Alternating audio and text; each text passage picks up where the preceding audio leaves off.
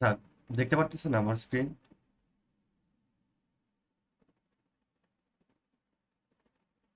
জি ভাই, দেখা যাচ্ছে। আচ্ছা, ঠিক আছে। আচ্ছা, গতদিন আপনাদের ওই রিভিউ পেপার কিভাবে লিখবেন একটা ডেমো দেখানোর কথা বলছিলাম আর কি। অরিজিনাল রিভিউ পেপার তো দেখাতে পারতেছি না, কারণ যেহেতু ওটা আমার এখনো সাবমিট হয় না, মানে পাবলিশ হয় নাই, তো পাবলিশের আগে তো দেখানো যায় না। তো এটা একটা ডেমো ছিল, আমি সেমিনারের সময় বানাইছিলাম, তো ওইটা একটু আপনাদের দেখাই। তো দেখেন, এটা হচ্ছে অ্যাবস্ট্রাক্টটা আমার। আমি অ্যাবস্ট্রাক্ট, এটা আমার ছিল টাইটেল, যদিও এখানে কেটে গেছে, এখানে সি হবে, মানে CRISPR-Cas9 আর tool to combat biotic stress in plants. তো এইখানটাতে এটা হচ্ছে আমার অ্যাবস্ট্রাক্ট। অ্যাবস্ট্রাক্টটাতে আমি কি করছি, আমার পেপারে যা যা আছে, মানে CRISPR-Cas9 নিয়ে, বা আমি আমার পুরো রিভিউটাতে যা যা বলতে চাচ্ছি সব কিছুরই একটা ধারণা আমি অ্যাবস্ট্রাক্টে তুলে ধরছি। যেমন ধরেন এখানে কি বলছে, বায়োটিক স্ট্রেসে কি কি হয় সেই জিনিসগুলো সম্পর্কে একটু একটু করে দিচ্ছি, কারণ সবাই তো অ্যাবস্ট্রাক্ট পড়বে। তো এইখানটাতে বায়োটিক স্ট্রেসের মধ্যে কি কি, বায়োটিক স্ট্রেসটার জিনিসগুলো কি, যেমন ফাঙ্গাল হতে পারে, ফাঙ্গাল ডিজিজ হতে পারে, ব্যাকটেরিয়াল হতে পারে, ভাইরাল হতে পারে, ইনসেক্ট হতে পারে, নেমাটোড হতে পারে, প্যারাসাইটিক হতে পারে, বা প্যাথোজেন, উইড প্যাথোজেন, অনেক কিছুই হতে পারে। তার মানে আমি এটা বোঝানোর চেষ্টা করতেছি যে আমার এই CRISPR-Cas9টা শুধুমাত্র পার্টিকুলার কোনো ডিজিজের জন্য আমি এটা, মানে ওই পার্টিকুলার কোনো ডিজিজ পার্সপেক্টিভে এই জিনিসটা আমি বলতেছি, বর্ণনা করতেছি না। আমি এটা ইউজ করতেছি সব মানে সব রকমের ডিজিজ মোকাবেলা করার জন্য আর কি। এই জন্য দেখেন, বায়োটিক স্ট্রেস বলছি, সাথে আমি আরো কয়েকটা আলাদা আলাদা করে ভেঙে ভেঙে দিছি। তার কারণ হচ্ছে যখন মানুষ সার্চ করবে, ধরেন আপনার টপিকটা নিয়ে সার্চ করবে, কেউ একজন ধরেন CRISPR-Cas9 এর পেপার লিখতেছে, সে পার্টিকুলারলি ব্যাকটেরিয়াল ডিজিজ নিয়ে লিখতেছে। তো ব্যাকটেরিয়া জাতীয় শব্দটা থাকলে কিওয়ার্ডের জন্য দেখবেন আপনার পেপারটা তাকে সাজেস্ট করবে, সামনের দিকে আসবে। এই জন্য আপনি পেপারে যা যা দিছেন, বা একটা ভাস্ট কোন একটা জিনিস নিয়ে কথা বলছেন যেটার মধ্যে সব কিছু পড়ে, সেই সেই জিনিসগুলো অ্যাবস্ট্রাক্টে একটু একটু করে হলেও মেনশন করবেন, কারণ অনেকে থাকতেই পারে যে যে হয়তো বা অন্য কিছু সম্পর্কে আইডিয়া নাই, তারাও যাতে এই জিনিসগুলা একটু খুলে বা একটু যদি ভেঙে ভেঙে দেন তাহলে বুঝতে সুবিধা হয় তাদের। তারপরে এটা দেখেন, এটাতে রেজাল্টে কি হয় সেই রেজাল্ট সম্পর্কে একটু ধারণা দিছি যে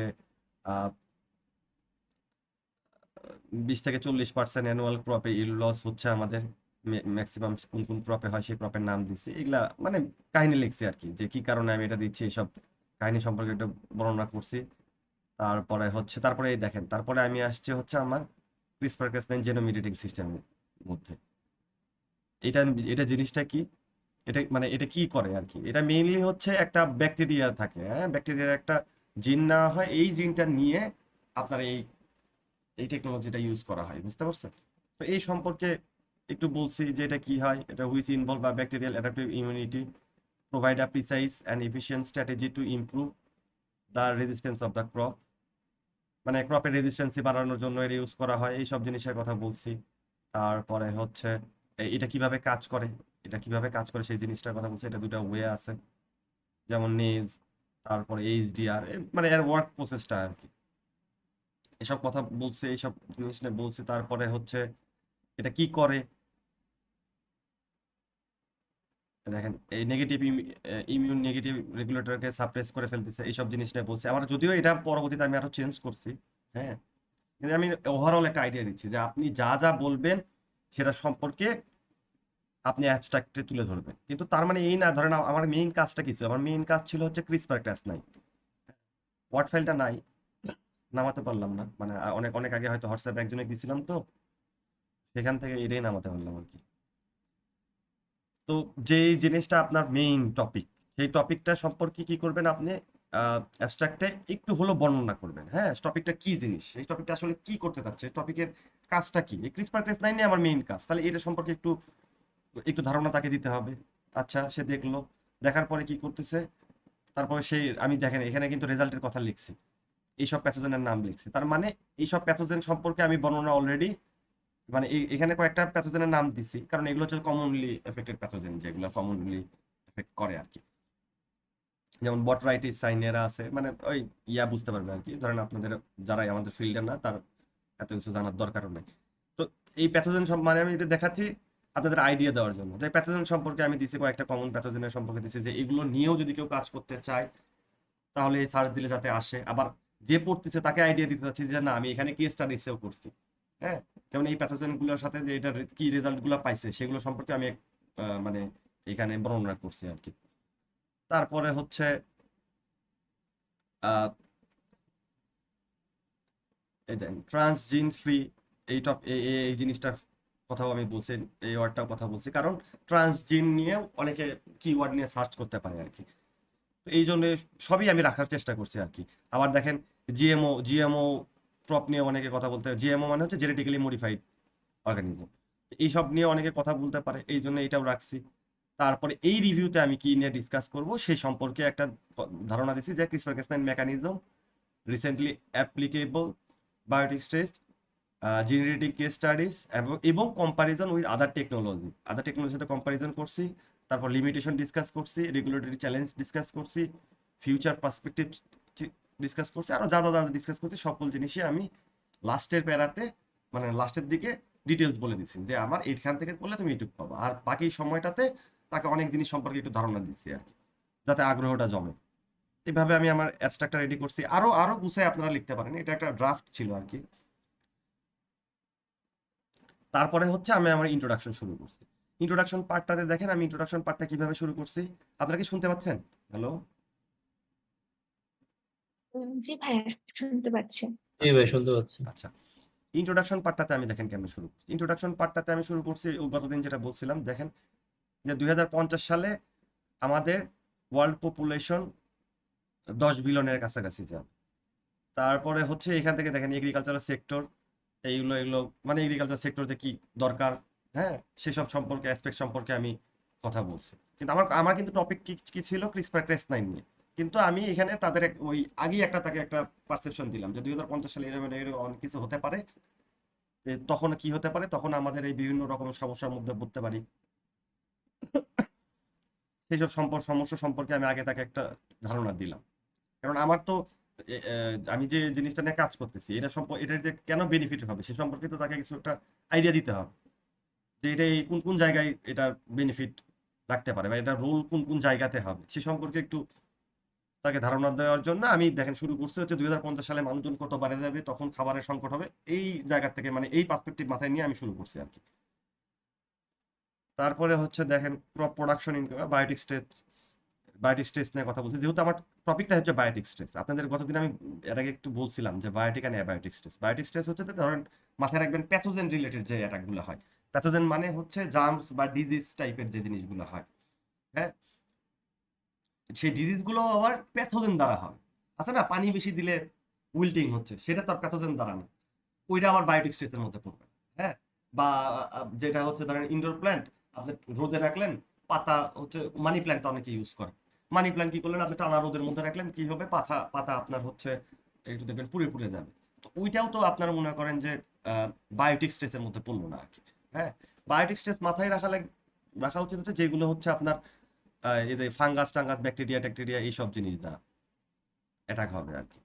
এইগুলোই হচ্ছে বায়োটিক স্ট্রেসের মধ্যে পড়ে। দেখেন আমি এই জন্য এই এই বায়োটিক স্ট্রেসেও যে কি পরিমাণ লিমিটেশন থাকে এইসব জিনিস কথা বলছি। তারপরে হচ্ছে ফাওয়ের একটা সাইটেশন দিয়ে ফায়ার একটা রেফারেন্স দিছি যে কেমনে কেমনে কি হচ্ছে over a third of world food production is lost annually to this living threads. তা আমি এই কথাগুলো যে লিখছি তাহলে দেখেন মানে এখানে একটা বিষয় আছে দেখা, এটা হলো আমি ধরেন এই জিনিসটা লিখছি যে এই জিনিসটা হচ্ছে এই একটা টপিক দিছে, এখন এটা তো আমি হাঁকাও দেই নাই, মানে আসমান জমিন থেকে আমি তো জিনিসটা দেই নাই, বা এই জিনিসটাও হবে এটাও তো আমি এমনিতেই দেই নাই। হ্যাঁ, এই প্রত্যেকটা জিনিসে আমি এই যে এই সাইটেশন বা এইখানে কোথাও আমি পড়ছি, এই যে আমি যে সাইট করছি ইনটেক সাইটেশন দিছি রেফারেন্স দিছি, এই রেফারেন্সের পেপারটাতে এরকম কিছু একটা প্রজেকশন সম্পর্কে লেখা ছিল। হ্যাঁ, অথবা এখানে আর একটা সাইটেশন করা আছে আমার মেইন পেপারটাতে, আমি এখানটাতে অনেকগুলো সাইটেশন আমি আলাদা করে দিছি, কারণ হচ্ছে এটা আমি সেমিনার পেপার প্রেজেন্টেশন দিছিলাম। তো তো এটা আমি তো জানি না স্যার ম্যাডামের কাছে তো এগুলো পেপার দেওয়া লাগে, তো অনেকে হয়তো আমার আগেই পাবলিশ করে দিতে পারবে, বুঝেন না? তো এই জন্য আমি কিছু কিছু জায়গা থেকে সাইটেশন কাটা রাখছিলাম যাতে খুঁজে না পায়। তো আমি ইচ্ছাকৃত ভাবেই কিছু কিছু জায়গায় আপনার হচ্ছে এর মধ্যে আবার কিছু ইআই ইউজ করছি, কিছু জিনিসগুলো রাখছিলাম যাতে স্যাররা, যেহেতু এটা রেডি করা ছিল মোটামুটি অলমোস্ট রেডি, এটা নিয়ে আর 5 দিন বা 7 দিন কেউ একজন বসলে এটা পাবলিকেশন রেডি করে ফেলতো। তো কেউ একজন আমার নাম না বলে পাবলিশ করে দিলে আমার পরিশ্রমটা বৃথা যেত না। এই জন্য আমি অনেক জায়গা থেকে ইনটেক্স সাইটেশন সরাই দিছি। কারণ আমি যে এই কথাটা লিখছি, হ্যাঁ, এইটা একজনের পেপারে ছিল যে এরকম এরকম এরকম হতে পারে, বা তার পেপারে 2-3 জায়গায় ছিল, সেটা আমি পড়ছি, পড়ে আমার কাছে মনে হয়েছে যে না, এইভাবে আমি একটু লিখতে পারি। ওই কথাটা ঘুরে পেঁচায় আমি এভাবে গুছাই দিছি। আবার এইখানে যে কথাগুলো লিখছি এইটার আবার দেখেন, এই যে মানে এই ফাওয়ের একটা আমি সাইটেশন রেফারেন্স দিছি, দেওয়ার পরে তারপরে লিখছে যে এটা এটা করবে। তারপরে হচ্ছে দেখেন কনভেনশনাল ব্রিডিং অ্যাপ্রোচে চলে গেছে, এইটা কাহিনী শেষ, এখানে গেছে। আমি আমার আমার কিন্তু টাইটেলের মধ্যে ব্রিডিং এর কোনো অ্যাপ্রোচই না, ব্রিডিং এর কোনো কিছুই লেখা না। হ্যাঁ, আমার টাইটেলের মধ্যে বায়োটিক স্ট্রেস লেখা ছিল, এই জন্য প্রথমে আমি বায়োটিক স্ট্রেস নিয়ে, বায়োটিক স্ট্রেসটা কি, কারণ আমার বায়ো স্ট্রেসে মোকাবেলা করবে, এই জন্য বায়োটিক স্ট্রেস নিয়ে আমি একটা কাহিনী দিছি, ধারণা দিছি প্রথম প্যারাতে, যে পপুলেশন বাড়বে, এখানে অনেক ক্ষতি ক্ষতি হবে, এখানে আবার বায়োটিক স্ট্রেসের জন্য অনেক ক্ষতি হবে, এই সব সম্পর্কেও দিছি, যাতে বায়োটিক স্ট্রেস সম্পর্কে একটু আইডিয়া পাই সে দিলাম। তারপরে আমি ব্রিডিং অ্যাপ্রোচে চলে গেছি। ব্রিডিং অ্যাপ্রোচ আমি কেন বর্ণনা করছি, কারণ হচ্ছে আমার কাজটা হচ্ছে জিন এডিটিং, এটা কাইন্ড অফ ব্রিডিং এর সাথে রিলেটেড। হ্যাঁ, তো ব্রিডিং এও আপনার হচ্ছে ব্রিডিং এর সাথে রিলেটেডই বলতে পারি, কারণ হচ্ছে আমরা জিন এডিটিং কেন করবো, নতুন একটা ভ্যারাইটি ডেভেলপমেন্ট করার জন্য। নতুন একটা ভ্যারাইটি যখন ডেভেলপ করবো তো ব্রিডিং এর মধ্যেই পড়লো আর কি। তো ওই জন্য আমি ব্রিডিং অ্যাপ্রোচের মধ্যে গেছি, এখানে বিভিন্ন রকমের ব্রিডিং এর কাহিনী কি হয় না হয়, এখানে ব্রিডিং সম্পর্কে একটা ধারণা দিছি, সেখানে কি কি ড্রব্যাক আছে সেসব জিনিসগুলো সম্পর্কে আমি বলছি, যে এই কনভেনশনাল ব্রিডিং এর কি কি ড্রব্যাক বা অন্যান্য ব্রিডিং এর কি কি ড্রব্যাক আছে সেগুলো আমি এখানে বলছি। তারপরে হচ্ছে আবার দেখেন রিসেন্ট টেকনোলজিক্যাল ডেভেলপমেন্ট কি হয়েছে, এখন আমি আসছি জেনোম এডিটিং এর মধ্যে। তাহলে ব্রিডিং গেলাম, ব্রিডিং এর পরে আমি আসলাম হচ্ছে জেনোম এডিটিং। জেনোম এডিটিং এর কাহিনীর মধ্যে বলছি, এখানে বিভিন্ন রকম জেনোম এডিটিং আসছে। তারপর এখানে এর মধ্যে আমি CRISPR-Cas9 সিস্টেম ইউজ করছি, যেটা হচ্ছে গেম চেঞ্জার। আচ্ছা, তারপরে হচ্ছে এটা অরিজিনেট কোথায় হতেছে, এই একটা ব্যাকটেরিয়া থাকে স্ট্রেপ্টোকক্কাস পায়োজিনস, এই ব্যাকটেরিয়া থেকে এখানে অরিজিনেট হচ্ছে। তারপরে হচ্ছে এইটাতে কিভাবে কি কাজ করে, ইনভলভ করে কিরকম, এটা আপনাদের সবার জানার অত দরকার নাই। তো এটা কিভাবে কি ইনভলভ করে এই সম্পর্কেও আমি একটা দিছি। দেওয়ার মধ্যে আবার এটা কিভাবে কাজ করে, মানে এটার ওয়ার্ক এটা কেমন, হ্যাঁ, কোনটার পর কোনটা কাজ করে আর কি, সেটাও দিছি। যে ফার্স্টে এটা করে, তারপরে হচ্ছে এইটা এটা করে করে এই কাজটা করে, তারপরে কিভাবে তারপরের প্রতি স্টেপটা কি হয় সে সম্পর্কে একটা তথ্য দিচ্ছে। মানে এইখানটাতে আমি পুরোটাই আমার ওই CRISPR-Cas9 সম্পর্কে আমি তথ্য দিচ্ছি। হ্যাঁ, তাহলে এই দুই প্যারার মধ্যে কিন্তু আমার CRISPR-Cas9 আসে নাই। প্রথম প্যারাতে আমার কি আসছে, আমি একটা তাকে হাইপোথিসিস দিচ্ছি যে ভাই এই কাহিনী আমি নিচ্ছি, এই টাইটেলটা আমি নিচ্ছি, এর এমনি নেই, এই টাইটেলটার অনেক কাহিনী আছে। কারণ পৃথিবীতে জনসংখ্যা এত এত হয়ে যাবে, তখন আহ, মানে ক্লাইমেট চেঞ্জ হয়ে যাবে, সয়েলের ক্ষতি হবে, তারপরে বিভিন্ন পেস্ট ডিজিজ অ্যাটাক শুরু হবে। তারপরে আবার এর মধ্যে আবার বায়োটিক স্পেসের যে অনেক যে ডিজিজ গুলো আছে এগুলো অনেক বেশি হচ্ছে, এগুলো কি ওয়ার্ল্ডে থার্ড, মানে 1/3 একটা, third of the world production, আচ্ছা 1/3, ওভার আ থার্ড অফ, আচ্ছা 1/3, যাই হোক 1/3 ফুড প্রোডাকশন বছরে মানে 1/3 ফুড প্রোডাকশন লস্ট হচ্ছে এই আপনার হচ্ছে বায়োটিক স্ট্রেসের কারণে, এইসব সম্পর্কে কাহিনী বলছে। তারপরে আসছে আমি হচ্ছে ব্রিডিং অ্যাপ্রোচের মধ্যে আসছি। হ্যাঁ, যাতে আমার ব্রিডিং অ্যাপ্রোচের লোকগুলোও আমার যাতে একটু আইডেন্টিফাই করতে পারে। আমার যদিও প্যাথোজেন রিলেটেড, তারপরেও ধরেন অনেকে আছে না যে চাই প্যাথোজেন রেজিস্ট্যান্ট কাজ করতে, মানে জেনেটিক্যাল লোকজনও যাতে এটার মধ্যে একটু ইনভলভ হতে পারে। ব্রিডিং এর কথাবার্তা লিখছি, লেখার পরে তারপরে ব্রিডিং সম্পর্কে ধারণা দিচ্ছি একটু, বা তাকেও একটু জ্ঞান আইডিয়া দেওয়ার চেষ্টা করলাম যে এই CRISPR-Cas9 ব্রিডিং এর মধ্যেও ইউজ করা যায়, বা কনভেনশনাল ব্রিডিং এর সমস্যাগুলো কি সে সম্পর্কে তাকে একটু ধারণা দিলাম। দেওয়ার পরে আমি আমার CRISPR-Cas9 যেটা নিয়ে আমার কাজ সেটা নিয়ে আমি একটু বর্ণনা করছি। করার পরে আমি আসছি কি, তারপরে এইটা হচ্ছে প্ল্যান্ট প্যাথোলজি, মানে আমার টপিকে আসছে ডিরেক্ট, আমার টপিকে কি কাজে লাগে, এটার অ্যাপ্লিকেশনটা কি সেটা দিছি। দেওয়ার পরে এটা কি করতেছে, কিছু যে জিনগুলা এডিট করতেছে, এই এই দেখেন একটা নতুন জিনিস বলি, এখানে কিন্তু করা হয় না, জিনের নাম গুলো সবসময় ইটালিক হয়। হ্যাঁ, জিন সাইন্টিফিক নেম এগুলো সবই ইটালিক করা হয়, কিন্তু এখানে কিন্তু ইটালিক করা নাই, ইটালিক করা লাগতো আর কি। তো দেখেন এখানে আবার এক্সাম্পল দিছি যে প্ল্যান্ট প্যাথোলজিতে এটাতে ইউজ হয়েছে, সেটাতে কি কি কাজে লাগছে। দেখেন এইটুকুর আমার টার্গেট ছিল হচ্ছে অন্যান্য লোকজনের সম্পর্কে মানে একটু জ্ঞান দেওয়া, বা তাদের একটু আইডিয়া দেওয়া, একটু নলেজ দেওয়া।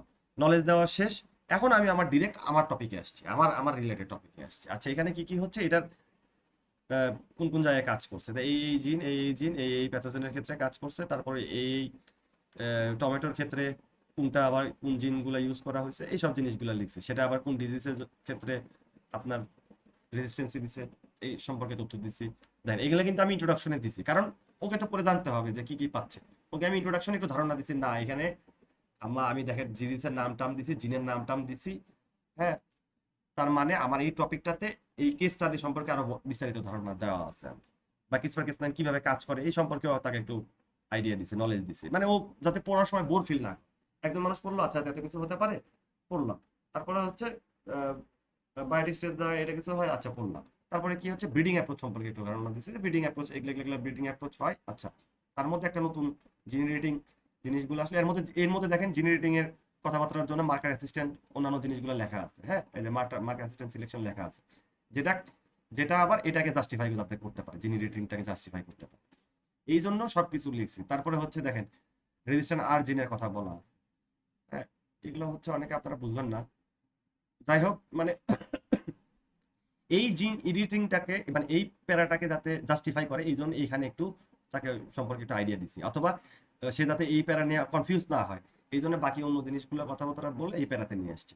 আচ্ছা, এই প্যারা সে পড়লো, পরে আচ্ছা ক্রিসপার ক্যাসেন সম্পর্কে সে জানলো, আচ্ছা এইভাবে এইভাবে এটা কাজ করে, আচ্ছা কাজ করলো।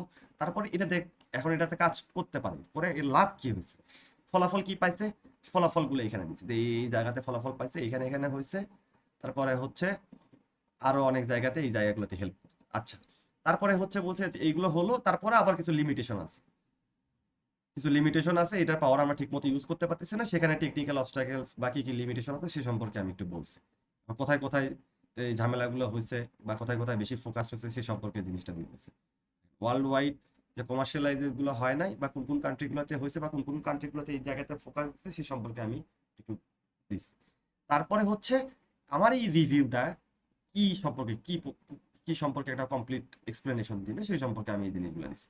এইভাবে অনেকে লেখে, আবার এইভাবে আপনারা চাইলে নাও লিখতে পারেন। এখানে আপনারা বুঝতে, যেহেতু আমার এটা অনেক বড়, অনেক কিছু সম্পর্কে ডিসক্রাইব করা, এই জন্য আমি মানে ছোট ছোট পয়েন্ট আকারে দিচ্ছি। এটা আবার পরবর্তীতে আমি যখন আবার রিভিউ লিখতে গেছি, রিভিউ লিখে দিয়েছি, তখন ওরা বলছে যে না এইভাবে না দিয়ে আপনি একটা সুন্দর প্যারাতে ডিসক্রাইব করে দেন। তখন আমি এই জিনিসটা আবার পয়েন্ট আকারে না রেখে আমি একটা সুন্দর প্যারার মধ্যে ডিসক্রাইব করে দিচ্ছি। এটা যেহেতু আমি ইয়াতে দিব, ওই জন্য আমি আর এইভাবে দিছিলাম। তো আমি আমার এই রিভিউর এইমটা দিছি, যে আমার এই রিভিউর এইমটা কি, এইম সম্পর্কে আমি বলছি। তারপরে এইটা ইলাস্ট্রেট করবে কিভাবে, ইলাস্ট্রেট করছি বিভিন্ন লিটারেচারে। দেখেন ক্রিসপার এই সব জিনিসগুলা সম্পর্কে আমি দিছি, যে কোথায় কোথায় থেকে কাজ করছে। হ্যাঁ, এই দেখেন this review illustrate through a literature insight of CRISPR-Cas9 might become a cornerstone in next generation breeding strategy. এটা কিভাবে কি কাজ করতে হবে আমরা এটা সম্পর্কে একটু এই কি বলে এটা কনক্লুশন টাইপের কথা বলছি, একটু হাইলাইটেড করে দিচ্ছে আমার এই এইমটাকে। এইখানে এইমটাতে কিন্তু আমি থ্রুলি ডিসক্রাইব করছি যে যা যা আছে আমার, যা যা আমি ডিসক্রাইব করছি আমার এই পুরা রিভিউটাতে সব জিনিসগুলা সিস্টেমিক্যালি ওয়েতে স্টেপ বাই স্টেপ দেওয়া আছে। তার মানে সে প্রথমে এগুলা পড়লো, পড়ার পরে CRISPR-Cas9 এর উপকার সম্পর্কে জানলো, জানার পর তাকে একটু আবার ধারণা দিলাম যে না এটা কমার্শিয়ালাইজ আমরা করতে পারতেছি না, এই প্রবলেমগুলো হচ্ছে। তারপর আবার কোন কোন কান্ট্রি এটা কমার্শিয়ালাইজ করতেছে, আমাদের কান্ট্রি কেন করতেছে না, সেই সম্পর্কে আপনি চাইলে একটু দিতে পারেন। তারপর আমার এই রিভিউ পেপারটা কোন কোন টপিকটাতে মানে কভার করবে সেই জিনিসগুলো আমি দিচ্ছি। দেওয়ার পরে তারপরে এইটা আমার এই রিভিউটা যে ভালো বা এই সেই কাহিনী, এটাকে একটু হাইলাইটেড করার জন্য 3-4 লাইন আমি লিখে দিচ্ছি আর কি। তারপরে হচ্ছে আচ্ছা, এই ম্যাটেরিয়ালস মেথড এটা আপনাদের কোনো দরকার নেই। হ্যাঁ, এটা আমার ওইখানে লাগছে, এই জন্য আমি দেওয়া হয়েছে চ্যাপ্টার ওয়াইজ। আর এটা কিন্তু চ্যাপ্টার ওয়াইজ থাকবে না, এটা সেমিনার পেপার থেকে চ্যাপ্টার ওয়াইজ আছে, আপনারা কিন্তু চ্যাপ্টার ওয়াইজ লিখবেন। এখানে ডিরেক্ট ইন্ট্রোডাকশন শেষ, ইন্ট্রোডাকশন লেখা শেষ, তার নিচ থেকে আপনার আরেকটা পয়েন্ট শুরু হবে। হ্যাঁ, আবার রেজাল্ট অ্যান্ড ডিসকাশনও নাই, এইসব টাইপের চ্যাপ্টার টাইপের কিছু থাকবে না। এটা আমি আপনার কমপ্লিট দেখাতে পারতেছি না, কারণ আমার কাছে জিনিসটা নাই, থাকলে আমি দেখাতে পারতাম। ওই জন্য সেমিনার পেপার ছিল, আমি ওটা অনুযায়ী দেখাচ্ছি। এরকম টাইপের কোনো চ্যাপ্টার বা হেডিং থাকবে না।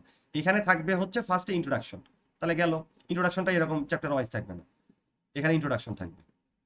এটা 1 নম্বর পয়েন্টে থাকলে ধরেন ইন্ট্রোডাকশন, যদি পয়েন্ট আকারে লিখেন আপনি। আর যদি পয়েন্ট আকারে না লেখেন তাহলে কোনো দরকার নাই, তাহলে ইন্ট্রোডাকশন থাকলো। তারপরে আসবে ডিরেক্ট হচ্ছে মেকানিজম। আমি এই CRISPR-Cas9 এর মেকানিজম নিয়ে কাজ করবো, তাহলে এইটা 3.1 না হয় এটা তখন হবে হচ্ছে 2 বা 2.1। হ্যাঁ, যদি আপনার এটা অনেকগুলো পয়েন্ট থাকে আর কি, যেহেতু আমার 2-3টা আছে এই জন্য 3.1 আছে।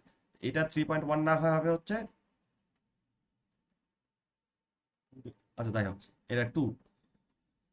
এখানে আমি কি বলছি, mechanism of CRISPR Cas nine in plants, তাহলে মেকানিজমটা কিভাবে কাজ করে সে সম্পর্কে আমি তাকে একটা তথ্য দিছি, মেকানিজমটা এখানে একটু তাকে বর্ণনা করছি। তারপরে হচ্ছে এইটার আবার কি করছি, এইটার আবার সাব হেডিংস বানাইছি। কি সাব হেডিংস বানাইছি দেখেন, 3.1.1 দিয়ে এভাবে লিখতে হয় আর কি, কারণ এটা হচ্ছে 3.1 এর সাব হেডিং, এই জন্য 3.1 ওটা ছিল 3.1.1। তাহলে এইটার যে সাইজ হবে এটার থেকে এই সাব হেডিং এর সাইজ একটু ছোট হবে তুলনামূলক। এটা আপনারা থিসিস পেপার লিখতে গেলে ওইভাবে লিখতে হবে আর কি। তো এইখানে আমি কোর আর্কিটেকচার মানে এটা কিভাবে কাজ করে মানে মেকানিজমটা আর কি, মেকানিজম সম্পর্কে একটু তথ্য দিচ্ছি, তারপর এটা আরো কি বিস্তারিত তথ্য দিয়ে দিচ্ছি আর কি, এইটার মধ্যে যে কাজ করে সেই টপিকটা সম্পর্কে। তারপরে এটা তথ্য দিচ্ছি, দেওয়ার পরে দেখেন আমি কিন্তু বেশি লিখিনি, হালকা মানে যা দরকার তাই, মানে এটা কিভাবে কাজ করে সেইটুকুই লিখছি, এটা কিভাবে কাজ করে ওইটুকুই লিখছি। পুরো মানে একদম যে 10-12 লাইন দিয়ে ডিটেলস দেওয়া তা দিইনি, কিন্তু ডিটেলস দিচ্ছি, আমি ডিটেলস দিচ্ছি কি এই পুরো জিনিসটা আমি কিভাবে কাজ করে পুরো মেকানিজমটাকে একটা ছোট্ট করে আমি বর্ণনা করছি। তারপরে কোর আর্কিটেকচারের ভেতরে কি কি থাকে, হ্যাঁ কি কি থাকে সেগুলো আমি কোর আর্কিটেকচার সম্পর্কে দিচ্ছি। দেওয়ার পরে সেই কোর আর্কিটেকচারের মধ্যে দুইটা মেইন কাজ থাকে, তার দুইটা মেইন কাজের কি কাজগুলো করে কিভাবে করে সেই জিনিসটা আমি 2 লাইনে বা 3 লাইনে বর্ণনা করছি, কারণ তারপর আমি পিকচার দিচ্ছি, তারপরে আমার এটা রিলেটেড আমি একটা ছবি দিচ্ছি, একটা ফিগার দিচ্ছি। হ্যাঁ, এই ফিগার দিছি, ফিগার দিয়ে এই ফিগারে আমি ফিগারে আমি কি বোঝাতে চাচ্ছি, কোন জিনিসটা কি, কোনটা কি রিপ্রেজেন্ট করতেছে, এটা একটা থ্রুলি বর্ণনা করে দিচ্ছি। ফিগারটা কিন্তু কত বড় আছে আমার। হ্যাঁ, এই ফিগারের ডিটেলসটা আমি বলে দিচ্ছি যে এই আসলে আমার এই ফিগারগুলোতে কোন জায়গাটা কি বর্ণনা করতেছে। একটা ফিগার দিলাম, কেউ দেখে ফিগারটা দেখলো, দেখে বললো ও বাহ ভালোই তো, কালারফুল, সুন্দর, সিঁড়ি সিঁড়ি, তার তো বুঝতে হবে। তার বোঝার জন্য আমি এই ফিগারটাতে কোথায় কোন জিনিসটা কি আছে একটা ডিটেলস জিনিসটা আমি ডিসক্রাইব করে দিচ্ছি। তারপরে ওইটা সম্পর্কে আরো এক্সট্রা যে তথ্য দেওয়া সেটা আমি তথ্য দিচ্ছি। তারপর আমি আবার ওইটা 3.1.2-তে আমি কি করছি, এটার ওয়ার্ক ফ্লো বলছি, প্রাঞ্জনমেন এডিটিং এ মানে আরো কাজগুলো সেগুলো ওয়ার্ক ফ্লোটা করছি। সেটা কি কি ওয়ার্ক ফ্লোতে কিভাবে কাজ করে, যেমন এটা একটা ওর কাজ, এটা একটা করে। হ্যাঁ, যেমন এসআরএনএ ডিজাইন করতে হয়, ভ্যালিডেশন করতে হবে, ভেক্টর কনস্ট্রাকশন করতে হয়, ট্রান্সফরমেশন করতে হয়, সিলেকশন অ্যান্ড স্ক্রিনিং করতে হয়, তারপর রিজেনারেশন অ্যান্ড ভ্যালিডেশন করতে হয়। এগুলো সব সম্পর্কে দেখেন 1-2 লাইন করে, মানে যেটুকু না দিলেই না সেসব জিনিসগুলোই দিচ্ছি। ট্রান্সফরমেশনে দেখেন একদম মানে একদম 1 লাইন করে দিচ্ছি, যাতে তত থাকে অল্প বেশি তত থাকে, মানে এত তো তার পড়ার টাইম নাই। এটা সম্পর্কে সে একটু আইডিয়া নিল আর কি, কেউ কারো যদি আইডিয়া দরকার হয় যে ক্রিসপার ক্যাস9 কি জিনিসটা কি কিভাবে কাজ করে এ সম্পর্কে আমি একটা আইডিয়া নিব বা একটু জ্ঞান নিব, সে একটু নিয়ে পড়তে পারে। আর যারা আরো ভাস দরকার সে স্পেসিফিক জায়গাগুলোতে যাবে। আচ্ছা, তখন তারপরে এইটার আবারও ওইটার ডিসক্রিপশন একটু দিছি ফিগার 2-তে, এই জিনিসটা। হ্যাঁ, ওয়ার্ক ফ্লো প্ল্যান জন্য কিভাবে কাজ করে সেটার একটা পিকচার বেস দিছি আমি, সেই জিনিসগুলো পিক্টোরিয়াল ভিউ দিছি। দেওয়ার পর ফিগার দেওয়ার পরে সেই ফিগারের আবার কোন জায়গাটাতে কিভাবে কাজ করতেছে, কোনটা কি জিনিস বোঝাচ্ছে, এই ফিগারের জিনিসটা আমি একটু ডিসক্রাইব করে দিছি। আচ্ছা, এখানে আমার হচ্ছে এই ফিগারের এইটা আমার হচ্ছে এর থেকে নেওয়া, এই জন্য আমার এই রেফারেন্স দেওয়া। আর আপনারা যখন ফিগার জেনারেট করবেন তখন তার এখান থেকে নেওয়া নিবেন না, তখন তো আর আপনার নিজেরাই জেনারেট করবেন, তখন আপনি নিজের মতো করে ডিসক্রিপশন করে দিবেন, তখন আর এখানে এই রেফারেন্স দেওয়ার দরকার নেই। যদি কারো থেকে ফিগার নেন, ফিগার তার আপনি ওইভাবে নিতে পারবেন না, আর যদি কারো থেকে ফিগার নেন তার থেকে অনুমতি নিতে হবে, কেউ অনুমতি দিবেও না। তো সব জায়গায় যাওয়ার দরকার নেই, আপনি আপনার মতো করে এত কমপ্লিকেটেড ফিগার জেনারেট মানে করার দরকার নেই, যত ইজিলি ওয়েতে আপনারা করতে পারেন সেভাবে করতে মানে করে নেবেন আর কি। আচ্ছা দিচ্ছি। তারপরে হচ্ছে আমি দেখেন অল্টারনেটিভ এডিটিং সিস্টেম, আরো যে অল্টারনেটিভ থাকে দেখেন, আমাকে এই পর্যন্ত কিন্তু পুরো ক্রিসপার ক্যাস9 এর ডিটেইলস বলা শেষ, এটা কিভাবে কাজ করে কেমনে কি এর মেকানিজম সম্পর্কে আমি মানে ভূত ভবিষ্যৎ বলে ফেলছি। আচ্ছা, মানে এর ওয়ার্ক প্যানেল বলা শেষ। এখন আমি কি করছি, এখন আমি তাকে যেহেতু এই সে কিওয়ার্ড গুলো সার্চ দিবে, মানে আমি চাচ্ছি যে আমার পেপার মানে আমার রিভিউ পেপারটাতে বেশি একটু সাইটেশন আসুক। হ্যাঁ, তো তখন আমি কি করছি, আমি আরো অল্টারনেটিভ এডিটিং সিস্টেম গুলো লিখছি। এইটা কিন্তু দেখেন এখানে আমার একটা ভুল ছিল, এই জিনিসগুলো কিন্তু আমি আবার ইয়াতে লিখি নাই, কি বলে অ্যাবস্ট্রাক্টে লিখি নাই, আহ, কিন্তু ইন্ট্রোডাকশনে লিখছিলাম হালকা পাতলা 1-2 লাইন, কিন্তু খুব বেশি করে লিখি নাই। কিন্তু আপনারা হচ্ছে এই জিনিসগুলোতে দিচ্ছেন, এইগুলো ছোট্ট 1 লাইনে হোক বা 2 লাইনে হোক আপনাদের ওই অ্যাবস্ট্রাক্টের মধ্যে এই জিনিসগুলো তুলে ধরবে। আমি পরবর্তীতে এটাই চেঞ্জ করছি, মানে যা যা ছিল সবই আমি দিছি। যেমন এটা একটা আছে, তারপর হচ্ছে বেজ এডিটিং। হ্যাঁ, তারপরে হচ্ছে মানে এগুলো ধরেন আপকামিং সামনে, এই যে এটা আসছে। তারপরে হচ্ছে ধরেন প্রাইম এডিটিং, তারপরে হচ্ছে মাল্টিফেস এডিটিং, আরো যা যা আছে, হ্যাঁ। তারপরে হচ্ছে আরো অন্যান্য ওয়ে, যে কনভেনশনাল ডিফিকাল্টির জন্য ইনজেকশন সিস্টেম ইউজ করা যেতে পারে, মানে এই CRISPR-Cas9 বাদে আর কি কি উপায় ইউজ করা যেতে পারে সে সম্পর্কে আমি বলছি। এখন সেটা সম্পর্কে আরো ধারণা দেওয়ার জন্য আমি একটা ফিগার দিছি, হ্যাঁ। প্ল্যান্টের এটা কিভাবে প্যাথোজেন, এটা কিভাবে কাজ করে, সিগন্যালেটর হিসেবে কিভাবে কাজ করে, প্ল্যান্ট এটা কিভাবে নিজের মানে প্রোটেকশন করে প্ল্যান্ট নিজের রেজিস্ট্যান্ট আর্জিন দিয়ে, এইসব সম্পর্কে, আর প্রোটিনের কাজ কি, এইগুলো সম্পর্কে আমি একটা তাদের একটা ফিগার দিয়ে, সেই ফিগার সম্পর্কে আমি একটা ডিটেলস দিচ্ছি আর কি।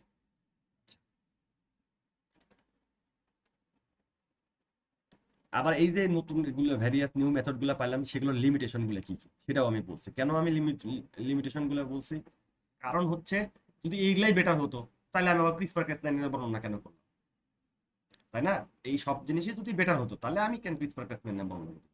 তাহলে তো ভাই তুমি এটা নিয়েই বর্ণনা করতে পারতাম, অথবা এটা নিয়েই করতে পারতাম। এইখানে তার এইগুলোর আবার লিমিটেশন সম্পর্কে আমি বলছি যে এইগুলোর সবই ঠিক আছে ভাইয়া, কিন্তু এগুলোর আবার এগুলো লিমিটেশন আছে। আচ্ছা, তো এইগুলো বলা শেষ। তারপর আমি কি বলছি, এখন দেখেন আমার মেইন জায়গাটাতে চলে আসছে। এতক্ষণ আমার এগুলো কিন্তু ফাউ, এইগুলা বাকি যে জিনিসগুলো ছিল এগুলো আমি হুদায় একজনের নলেজ দিলাম, একটু শিক্ষিত বানালাম, CRISPR-Cas9 যাতে বুঝতে পারে এই সম্পর্কে, তাকে একটু আইডিয়া দিয়ে তাকে একটু জ্ঞান দিলাম। এখন আসছে আমার মেইন জায়গাটা, mediated defence against biotic stress. Biotic স্ট্রেসের ক্ষেত্রে আমার এই জেনারেটিক সিস্টেমটা কিভাবে কাজ করে সেই জিনিসগুলো সম্পর্কে একদম ডিটেলস আমি এই জায়গাটাতে লিখছি। আর মেইন পেপারটাতে আমি আবার এটার ইভ্যালুয়েশনও দিছিলাম, এখানে এই যে সামনে জায়গাটাতে এইটা দেখতেছেন না, মেকানিজমের আগে আমি আমার মেইন জায়গাটাতে একটা হিস্ট্রি দিছিলাম, হিস্ট্রি অফ CRISPR-Cas9, মানে এটার ইভ্যালুয়েশন কেমনে হলো, কোথা থেকে হলো, কিভাবে হলো, কে কে নোবেল প্রাইজ পাইছে, এটা কোন কোন জায়গায় হচ্ছে, এটা নিয়ে আপনার 10 লাইন বা 15 লাইনের একটা ছোট্ট করে আমি হিস্ট্রি দিচ্ছি, শেষের পাশে আবার ফিগার দিচ্ছি একটা দেখানোর মতো, এই যে আগে এইটাতে হচ্ছে এবং একটা ফিগার টিগার দিচ্ছি আর কি। তাইলে আমি আমার এখানে আসলাম, এখানে সম্পর্কে আমি বায়োটিক স্ট্রেস সম্পর্কে তাকে একটু জ্ঞান দিলাম যে এটা defence, CRISPR-Cas9 mediated defence against biotic stress, biotic স্ট্রেসের এগেইনস্টে এটা কিভাবে কাজ করে এই সম্পর্কে তাকে একটু জ্ঞান দিলাম। তারপরে হচ্ছে এইটার ব্যাকটেরিয়াল প্যাথোজেনের ক্ষেত্রে কিভাবে রেজিস্ট্যান্সি প্রোভাইড করে সে সম্পর্কে আমি দিছি। আচ্ছা গেল। তারপরে হচ্ছে এই দেখেন এইটা হচ্ছে, এগুলো কিন্তু এআই দিয়ে বানানো ছবি, এগুলো একটা ছবিও মনে করেন আপনারা এই কথা ইউজ করতে পারবেন না। এই ছবিটা দেখেন কত সুন্দর এআই দিয়ে বানানো আসছে, হ্যাঁ। এখন বলতে পারেন যে ভাই আপনি এআই দিয়ে বানাইছেন, বানান তো ভুল যায় না, এটার জন্য অনেকবার করা লাগছে, দেখবেন তারপরেও খুব ভালো মতো খেয়াল করলে দেখতে পারবেন যে একটা বানান ভুল আছে, হ্যাঁ, অনেকবার। এই দেখেন এইখানে আমি আবার বলে দিয়েছিলাম AI generated photo using Gemini pro দিয়ে আমি এটা ইউজ করছি।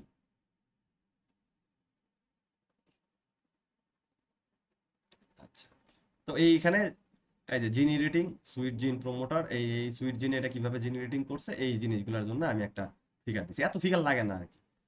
তো এই ফিগার দিছি, আর এখন হচ্ছে আমার এটা অনেক বড়, হ্যাঁ, এটা চাইলে আপনারা কেটে কেটে 2টা বা 3টা করতে পারেন রিভিউ পেপার।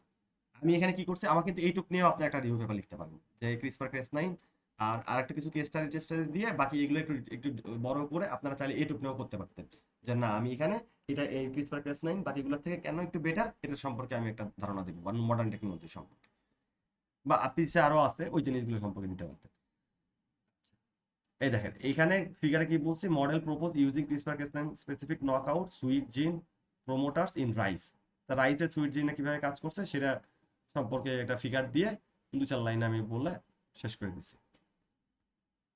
হ্যাঁ, যেহেতু এই জায়গাতে ব্যাকটেরিয়াল প্যাথোজনে আমি এই যে সুইট জিনের কথাগুলো বলছিলাম এই জন্য এই টাইপের আমি ফিগার দিচ্ছি। এখানে কিন্তু আরো আরো অনেক সাইট্রাসের কথা বলছিলাম, তারপরে হচ্ছে বেনানাসে বলছিলাম, হ্যাঁ, মিউজাইসবি বা সিউডোমোনাস সিরিঞ্জের ক্ষেত্রে আরো কিছু বলছি, কিন্তু আমি কি করছি, আমি সবটার মধ্যে যাই না, আমি যে কোনো একটার একটা ছবি দিয়ে আমি এটাকে জাস্টিফাই করে দিচ্ছি, মানে একটু ইয়া করে দিচ্ছি। তারপরে এখন আমি আসছি ফাঙ্গাল প্যাথোজেন সম্পর্কে, ফাঙ্গাল প্যাথোজেন এটা কিভাবে কাজে লাগে আমি মেইন পেপারে কিন্তু এভাবে আলাদা আলাদা করে দিইনি, আমি একসাথে করে দিছি, কিন্তু এক প্যারা প্যারা করছি কিন্তু একসাথে করে দিছি, এইভাবে করে দিছি। আপনার মেইন জিনিসটা হচ্ছে এই টেবিলটা, হ্যাঁ, যারা সাইড করবে তারা এই টেবিলটা মেইনলি সাইড করবে। দেখেন এখানে ওর দরকার, ও একটা কাজ করতেছে, ওর দরকার হচ্ছে সাপোজ ধরেন ও জ্যান্থোমোনাস সাইট্রিনে কাজ করতেছে, হ্যাঁ, এটা হচ্ছে ব্যাকটেরিয়াল ব্লাইট হয়, এটা অরাইজা সেটিভা মানে রাইসে হয়, রাইসে হচ্ছে এই ব্যাকটেরিয়াল ব্লাইটটা হয়। তাহলে CRISPR-Cas9 টেকনোলজি ইউজ করে কি করছে আমরা কোন কোন জিন এই রাইস থেকে সুইট 11, 13 অ্যান্ড 14 এই জিনটাকে আমরা যদি কেটে ফেলি তাহলে হচ্ছে এই ডিজিজটার ক্ষেত্রে প্ল্যান্টটা রেজিস্ট্যান্স হয়ে যায়, তখন আর এই ডিজিজ অ্যাটাক করে না এই রাইসে, তখন আর এই ব্যাকটেরিয়াল ব্লাইট অ্যাটাক করে না। তো কেউ একজন পেপার লিখতেছে ধরেন রাইস সম্পর্কে, হ্যাঁ, লিখতে গিয়ে সে চিন্তা করতেছে রাইসের তো ব্যাকটেরিয়াল ব্লাইট হচ্ছে, আচ্ছা নতুন একটা টেকনোলজি ক্রিসপার ক্যাসনে সে 2 লাইন চিন্তা করলো লিখবে, বা কেউ সুইট জিন 11, 13 অ্যান্ড 14 এর লিখলো। এখন সেটার ইমপ্লিমেশন কোথায় হয়েছে বা কোন এটা এই সুইট জিন 11, 13 বা 14, হ্যাঁ, এটা কোন ক্রপে হচ্ছে, বা এটা রেজিস্ট্যান্স শো করতেছে কোন প্যাথোজেনের এগেনিস্টে, সেই জিনিসটা যদি তার দরকার হয় সে আসবে আপনার এই জিনিসটা দেখবে, দেখে এখান থেকে বা এটা কোন ডিজিজ করতেছে এই তথ্যটা নিবে, নিয়ে আপনাকে সাইড দিয়ে চলে যাবে। বুঝতে পারছেন? মানে যে অনেকগুলা যারা যারা বড় বড় সায়েন্টিস্ট বা যারা যারা আছে আর কি, যে কাজ করতে চাচ্ছে, আবার কেউ ধরেন অন্যান্য একটা রোগ নিয়ে কাজ করতে চাচ্ছে, যেমন স্টেম বোরার নিয়ে কেউ একজন কাজ করতে চাচ্ছে ইনসেক্টের ক্ষেত্রে, হ্যাঁ, এন্টোমোলজির একজন, সে কি করলো, সে দেখলো যে আচ্ছা এই যে এই জিন যদি নক আউট করে দেওয়া যায় তাহলে আবার স্টেম বোরার হয় না। সে ধরেন স্টেম বোরার নিয়ে পড়তেছে, পড়তে পড়তে লিখতে লিখতে লিখতে লিখতে তাহলে একটা লাইন লিখে দিল যে ক্রিসপার ক্যাসনের একটা টেকনোলজি আছে যেটা দ্বারা যদি আমি এই জিনটাকে নক আউট করে ফেলি তাহলে হচ্ছে এই কার্টনটা, এই কার্ট, হ্যাঁ, ডিজিজ হচ্ছে stem বোরার and carton, common carton যে ডিজিজটা হচ্ছে এইটা আবার এই যে মানে এই প্যাথোজেনের এগেনিস্টে রেজিস্ট্যান্সি প্রোভাইড করতেছে, যাতে এই ডিজিজ মানে এই ইনসেক্ট অ্যাটাক করতেছে না, হ্যাঁ। তারপরে আবার হচ্ছে নেমাটোডের ক্ষেত্রেও বলতে পারেন, এভাবে প্রশ্ন তুলতে পারে, বা ক্রিসপার ক্যাসনের দরকারই নেই, খালি সে এটাও বলতে পারে যে এই জিনের ক্ষেত্রে মানে যার যেরকম দরকার, মানে মেইনলি বুঝতে চাচ্ছি এখানে আমার দেখেন detail bacteria, fungal, insects, nematode, oomycetes, তারপরে হচ্ছে ওমাইসেটিস হচ্ছে যেগুলো ধরেন পানির মধ্যে চলতে পারে আর কি, হ্যাঁ, সব জায়গাতে চলতে পারে আর কি। তো তারপর আবার ধরেন প্যারাসাইটিক উইডস, এগুলো সব ভাইরাল ডিজিজ সম্পর্কে, সব ডিজিজ সম্পর্কে একটা তাকে মানে এই যে জিন রেজিস্ট্যান্স যে শো করছে, হ্যাঁ, এইসব প্যাথোজেনের ক্ষেত্রে এই একটা টোটাল তথ্য দিচ্ছে। আমি এগুলা কি করছি, আমি এটা 10-15টা পেপার থেকে নামাইছি, 10-15টা পেপারে যে ছিল 10-15টা পেপারে পাইছি, কারণ কোনো পেপারে 10টা ছিল, কোনো পেপারে 5টা ছিল, কোনো পেপারে 2টা ছিল, ধরেন কোনো পেপারে এই দুটো ব্যাকটেরিয়ার নাম লেখা ছিল, আরেকটা পেপারে একটা লেখা ছিল। তো আমি অনেকগুলো কালেক্ট করে এক জায়গায় করছি, যাতে এক জায়গাতে সে সব পায়, মানে আমার এখানটাতে বেশি ইনফরমেশন পায় আর কি। বা অনেক জায়গাতে ধরেন জিনের নাম দেওয়া ছিল, হোস্ট কাপের নাম দেওয়া নাই, আমি হোস্ট কাপের নামটা অ্যাড করে দিছি। এইগুলা হচ্ছে আপনার জিনিসটা, হ্যাঁ। আবার ধরেন হচ্ছে ভাইরাল ডিজিজ সম্পর্কে কোথাও লেখা ছিল না, আমি ভাইরাল ডিজিজটা অ্যাড করে দিচ্ছি। বা এই দেখেন ওমাইসিটিস আলাদা করে দেওয়া ছিল না, আমি এটা আলাদা করে গুছিয়ে দিচ্ছি যাতে যাতে বুঝতে সুবিধা হয়। বা প্যারাসাইটিক উইডের কথা ছিল না। তার মানে হচ্ছে অন্য পেপারে যা আছে আমি যদি সেমই দিই তাহলে মানুষ কেন পড়বে, এখানে তাকে একটু আমি আলাদা একটা ইউনিক ইনফরমেশন গ্যাদার করে দিলাম। আমি দেখলাম যে না ঠিক আছে অনেকগুলাতে আছে, কয়েকটা আসলে নাম দেওয়া এই ভাইরাল ব্যাকটেরিয়াল ফাঙ্গাই বা ফাঙ্গাল বা নেমাটোড আলাদা করে দেওয়া নেই, তাহলে আমার যাতে রিডারের সুবিধা হয় এই জন্য আমি আলাদা আলাদা করে দিচ্ছি। দেন প্যাথোজেন টাইপ আলাদা করে দিছি, ডিজিজ কি কি হয় এটা আলাদা করে দিছি, তারপর আবার কোন কোন প্যাথোজেন হচ্ছে এটা এটাও দিচ্ছি, আবার আলাদা হোস্ট ক্রপ কোন কোন ক্রপে এটা হচ্ছে সেটাও দিচ্ছি, আবার টার্গেট জিন গুলাও বলছি, এভাবে আলাদা করে দিচ্ছি। আবার এটা আবার একটু ভিজুয়ালাইজেশন এটা দেখানোর জন্য চাইলে আমি এইভাবেও দিতে পারি। এইভাবে যদি দিই তাহলে আমি কি করব, তাহলে এই যে এখানে যে আমি কাহিনী লিখছি ভাই, এত ডিটেলস কাহিনী লিখছি জিনের নামগুলো, তাহলে আর এগুলো এত লেখার দরকার নেই, হ্যাঁ। যখন আমি এই টেবিলটাতে আমি পুরো জিনের নাম দিব তখন আমি এইভাবে ডিরেক্ট লিখে ফেলবো, এখানে আমি খালি লিখবো রাইস টাইস এইসব এইসব এইসব এইসব এইসব জায়গায় কাজ করে। বুঝতে পারছেন? আপনি এখানে এই ধরেন এটা এটা কিভাবে কাজ করে এটা লিখলেন, লেখার পরে লিখবেন যে রাইস মানে যে যে ক্রপের কথা আপনি ধরেন এই টেবিলটাতে দিতে যাচ্ছেন এখান থেকে চুজ করে কমনলি 7-8টা ক্রপের নাম বলবেন এখানে, ভালোভাবে কাজ করছে করার পরে তারপর বলবেন যে টেবিলটাতে আমি আরো ডিটেলস বা কেস স্টাডি সম্পর্কে ডিটেলস কেস স্টাডি আমি টেবিলটাতে দিয়ে দিচ্ছি, টেবিলটাতে দেখেন তখন টেবিলটাতে দেখছি। সেক্ষেত্রে আপনি এটা দেওয়ার দরকার নেই, এটা দেওয়ার দরকার নেই। এটা একটা দিতে পারেন যে ক্ষেত্রে যদি কেউ কারো আইডিয়া হয় বা আপনার পেপার ছোট বা আপনার রিভিউ পেপারটা ছোট, আপনি চাচ্ছেন যে না কিভাবে এটা কাজ করে সেই জিনিসটা একটা ভিজুয়ালাইজেশন ভিউ আকারে আপনি ফিগার আকারে দেখালেন, সেক্ষেত্রে আপনারা এটা দিতে পারেন আর কি। গেল। তারপরে আবার আপনারা চিন্তা করতেছেন না আমি ভেতরে ডিটেলস লিখছি তাহলে আমি হচ্ছে আর কোনো টেবিল দিব না, টেবিল দেওয়ার দরকার নেই। সেক্ষেত্রে আপনার যে একটা স্কিল আছে আপনি এটা পারেন, সেক্ষেত্রে আপনারা এটা দেখাতে পারেন, এইভাবে দেখাতে পারেন, যারা যারা যার বোঝার সে বুঝাই নিবে আর কি।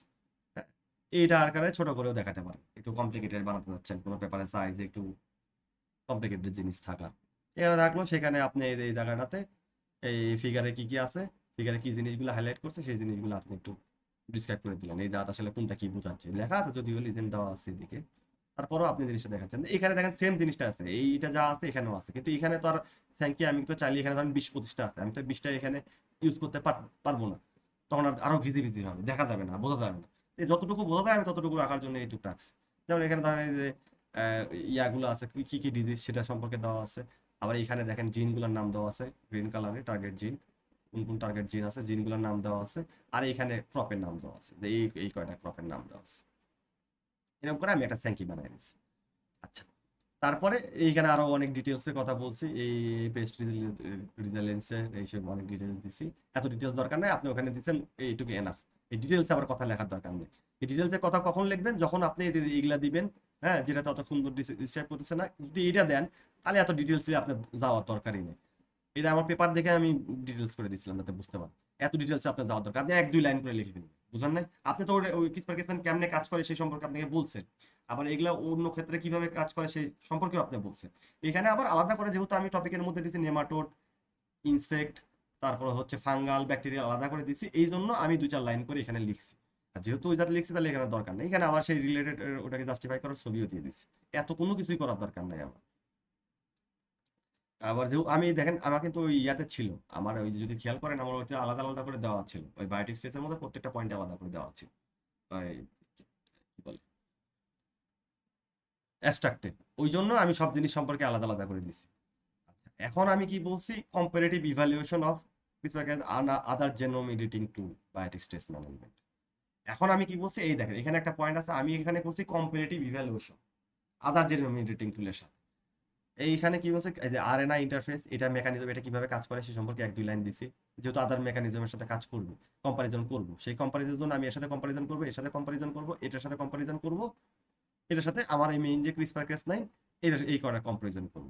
এগুলো হচ্ছে আপনার এক্সিস্টিং বা আগে থেকে আছে। হ্যাঁ, এটার সাথে আমার এই যে নতুন আমি যে ক্রিসপার ক্যাস নাইনের কথা বললাম এটা কেন ভালো, এটা নিয়ে আমি কম্পারিজন করব। তাহলে কম্পারিজন করার সম্পর্কে তাকে তো আরএনআই সে জানেই না, আরএনআই সম্পর্কে তাকে একটু ধারণা দেওয়া লাগবে। তো ওই জন্য 1-2 লাইন আরএনআই বলছে, এটার অ্যাপ্লিকেশন কিভাবে হয়, এটা লিমিটেশন কি, এত দেওয়ার দরকার নাই। আমি এভাবে যেমন পয়েন্ট করে দিছি, তো এভাবে দিবেন না। আপনি এইখানটাতে লিখবেন, লিখে এইখানটাতেই তার 1 লাইনের মধ্যে বা 2 লাইনের মধ্যে আপনি আর অ্যাপ্লিকেশন বা লিমিটেশনটা লিখে দিবেন, মানে প্যারা আকারে। বুঝতে পারতেছেন না? প্যারাগ্রাফ, এই একটা প্যারাগ্রাফের মধ্যেই 1-2 লাইনের মধ্যে চাইলে লিখে দিতে পারেন। এটাও আবার একটা প্যারাগ্রাফের মধ্যেই এভাবে লিখে দিতে পারেন, কারণ এইভাবে দিলে আপনি কোনো পেপারে আপনি বা কোনো রিডার আপনাতে নিবে না, বলবে ভাই এত কেন, এত এত পয়েন্ট কেন, যেহেতু আপনি একটা রিভিউ পেপার লিখতেছেন এত পয়েন্ট কে পড়তে যাবে, দেখলেই বড় মনে হচ্ছে, যেহেতু এত বড় দরকার নাই। তো আপনি এখানে 1-2 লাইনের কথা বলতে পারেন, এতগুলা বড় লাইন না দিয়ে 1-2 লাইনের কথা বলতে পারেন যে এই হচ্ছে এই কাহিনী করতে পারে। চাইলে আপনি এখানে আলাদা পয়েন্ট আকারও দিতে পারেন, অথবা এখান থেকে লিখতে পারেন, বা আরেকটা একটা প্যারা বানায় আর এন ইন্টারফেস লিখলেন, লিখে ওটা শেষে আবার চাইলে আরেকটা নিয়ে লিখতে পারেন, আবার এটা সম্পর্কে একটু ধারণা দিতে পারেন। এইভাবে আলাদা করার দরকার নেই, আপনি এইভাবে আলাদা আলাদা পয়েন্ট বানানোর কোনো দরকার নেই। এই যে একটা পয়েন্ট বানানো, এইটা পয়েন্ট বানানো, এটা কোনো দরকার নেই। আপনি একটা প্যারাগ্রাফের মধ্যে এই পুরোটা সম্পর্কে লিখে দিবেন, যত ছোট করে পারা যায়। তারপরে ক্রিসপার ক্যাস 9 দেখেন, এটা তো আছে, এইটার মেকানিজম এটা হুদাই দেওয়া হচ্ছে, কারণ এটা আমি সম্পর্কে ডিসক্রাইব করাই আছে। হ্যাঁ, এগুলা সব জিনিস হুদাই দেওয়া আছে। এই খাতে আপনি 3 লাইনের কথা, যেহেতু ক্রিসপার ক্যাস 9 এটাতে ভালো, এখানে আপনি 1 লাইন লিখতে পারেন যে এটা কোন কোন ক্ষেত্রে অ্যাডভান্টেজ হচ্ছে, এই অ্যাডভান্টেজ জিনিসগুলা আপনি যে বলবেন যে এগুলা ঠিক আছে, এর থেকে ক্রিসপার ক্যাস 9 যেটা এগুলাতে ইউজ করে, এখানে নামগুলা দিবেন, এত কিছু দরকার নাই, যে এগুলা ইউজ করে ভালোভাবে জেনারেটিং করে তার অ্যাডভান্টেজ গুলো দিলেন, সাথে এটার লিমিটেশনটা আপনি 2 লাইনে লিখে দিলেন। এখানটাতে এই অ্যাডভান্টেজ আর লিমিটেশনটা লিখবেন, কারণ এটার সম্পর্কে আপনি ডিটেলস মেকানিজম কাহিনী আপনি আগেই বলছেন, আবার কেন বলবেন, এত কথা 2বার বলার দরকার নেই। তারপর আমি একটা কম্পারিজন টেবিল দিছি। এখন কম্পারিজন যে আমি করছি এগুলো তো আর মুখে করলে হবে না। এটা কি মুখে বললে হবে যে ভাই আমি আমার মনে হচ্ছে এটা থেকে এটা বেটার, এটা আমি কম্পারিজন করছি? না, এটার একটা অকাট্য দলিল দিতে হবে। এই জায়গাটাতে নাই, আমার যেটা পেপারটাতে সেখানে সুন্দর মতো করে প্রত্যেকটা কথা কে কে বলছে, কে এইটাকে হাই বলছে, কে এইটাকে লো বলছে, হ্যাঁ, আলাদা আলাদা করে সাইটেশন করা আছে। ধরেন এই মডারেট একজন বলছে, এখানে একটা সাইটেশন করা আছে। এখানে আমি কি করছিলাম, আমি এখানে সুন্দর মতো আপনার হচ্ছে এই উপরে সুপার কি বলে সাবস্ক্রিপ্ট করে, সুপারস্ক্রিপ্ট করে আমি এখানে 1 2 3 4 করে দিয়ে নিচে আমি রেফারেন্স দিছিলাম। কারণ এই জিনিসগুলো তো আমি এমনি এমনি পাইনি, এই যে পার্থক্যগুলো এগুলো তো আমি এমনি এমনি পাইনি, এগুলো আমি জন্য আমি পেপার পড়ছি 3-4টা পেপারে। এখানটাতে বলছে এটা লো, এটা থেকে এটা লো, এটা থেকে এটা হাই, এটা থেকে এটা হাই, এই প্রত্যেকটা এটা প্রত্যেকটারই আলাদা আলাদা আছে। এখানে ধরেন আমার মনে হয় 11টা রেফারেন্স ছিল এই একটা টেবিলের জন্য, এই কম্পারিজন টেবিলের জন্য। হুম 11টা পেপার থেকে 11 জনের মতামত নিয়ে আমি একটা কম্পারিজন টেবিল করছি। সেটা আবার আমি কি করছি, ফিউচার বেসডে একটা কম্পারিজনে আমি এটা এটা আবার এইভাবে এই টেবিলটাকে আমি আবার as per efficiency, cost, specificity, delivery এইগুলোর জন্য আমি একটা বার গ্রাফ বানায় দেখাচ্ছি। বুঝতে পারছেন? 0 to 5 স্কোরের মধ্যে রেখে আমি একটা বার গ্রাফ বানায় দেখাচ্ছি।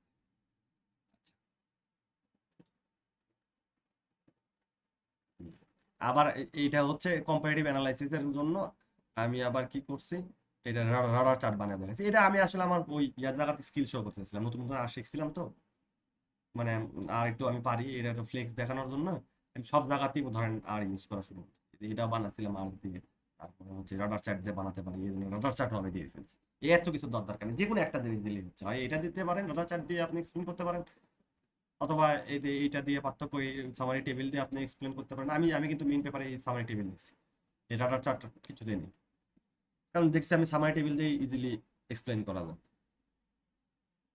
অথবা রাডার চার্ট দিয়ে অন্যান্যগুলোর থেকে এটা যে ক্রিসপার ক্যাসনাইন কেন ভালো, এই জিনিসটা আমি একটু বর্ণনা করে দিচ্ছি।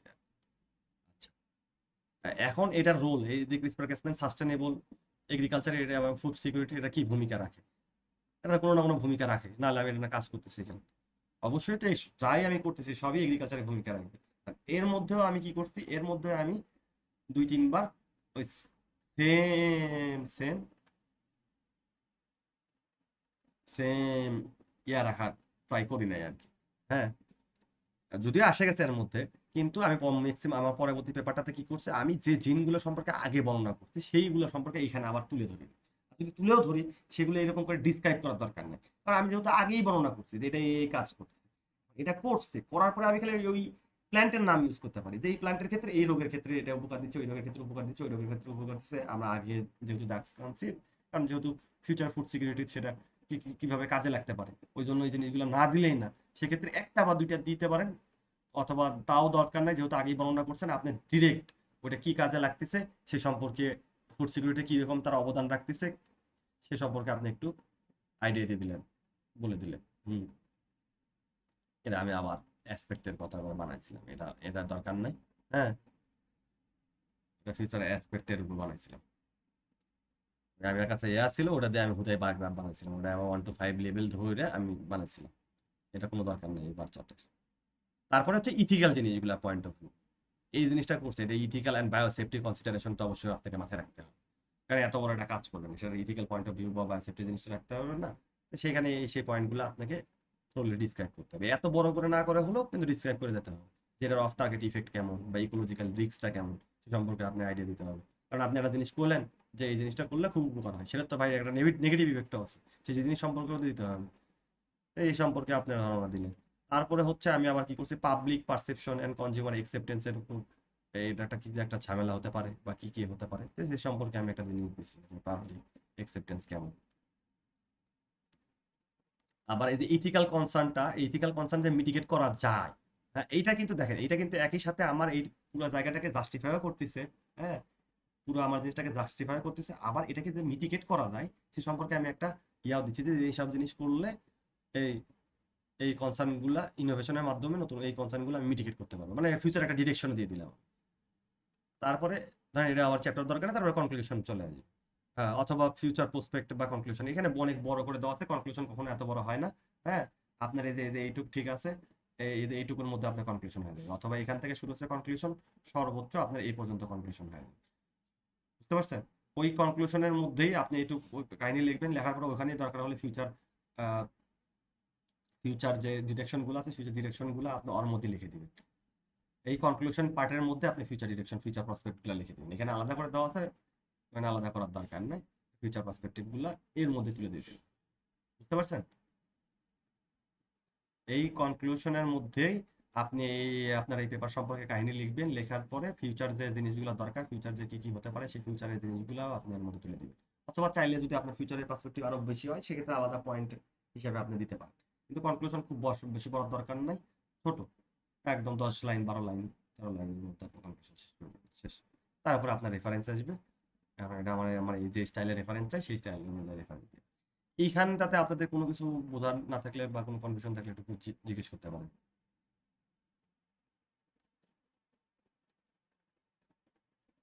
হ্যালো।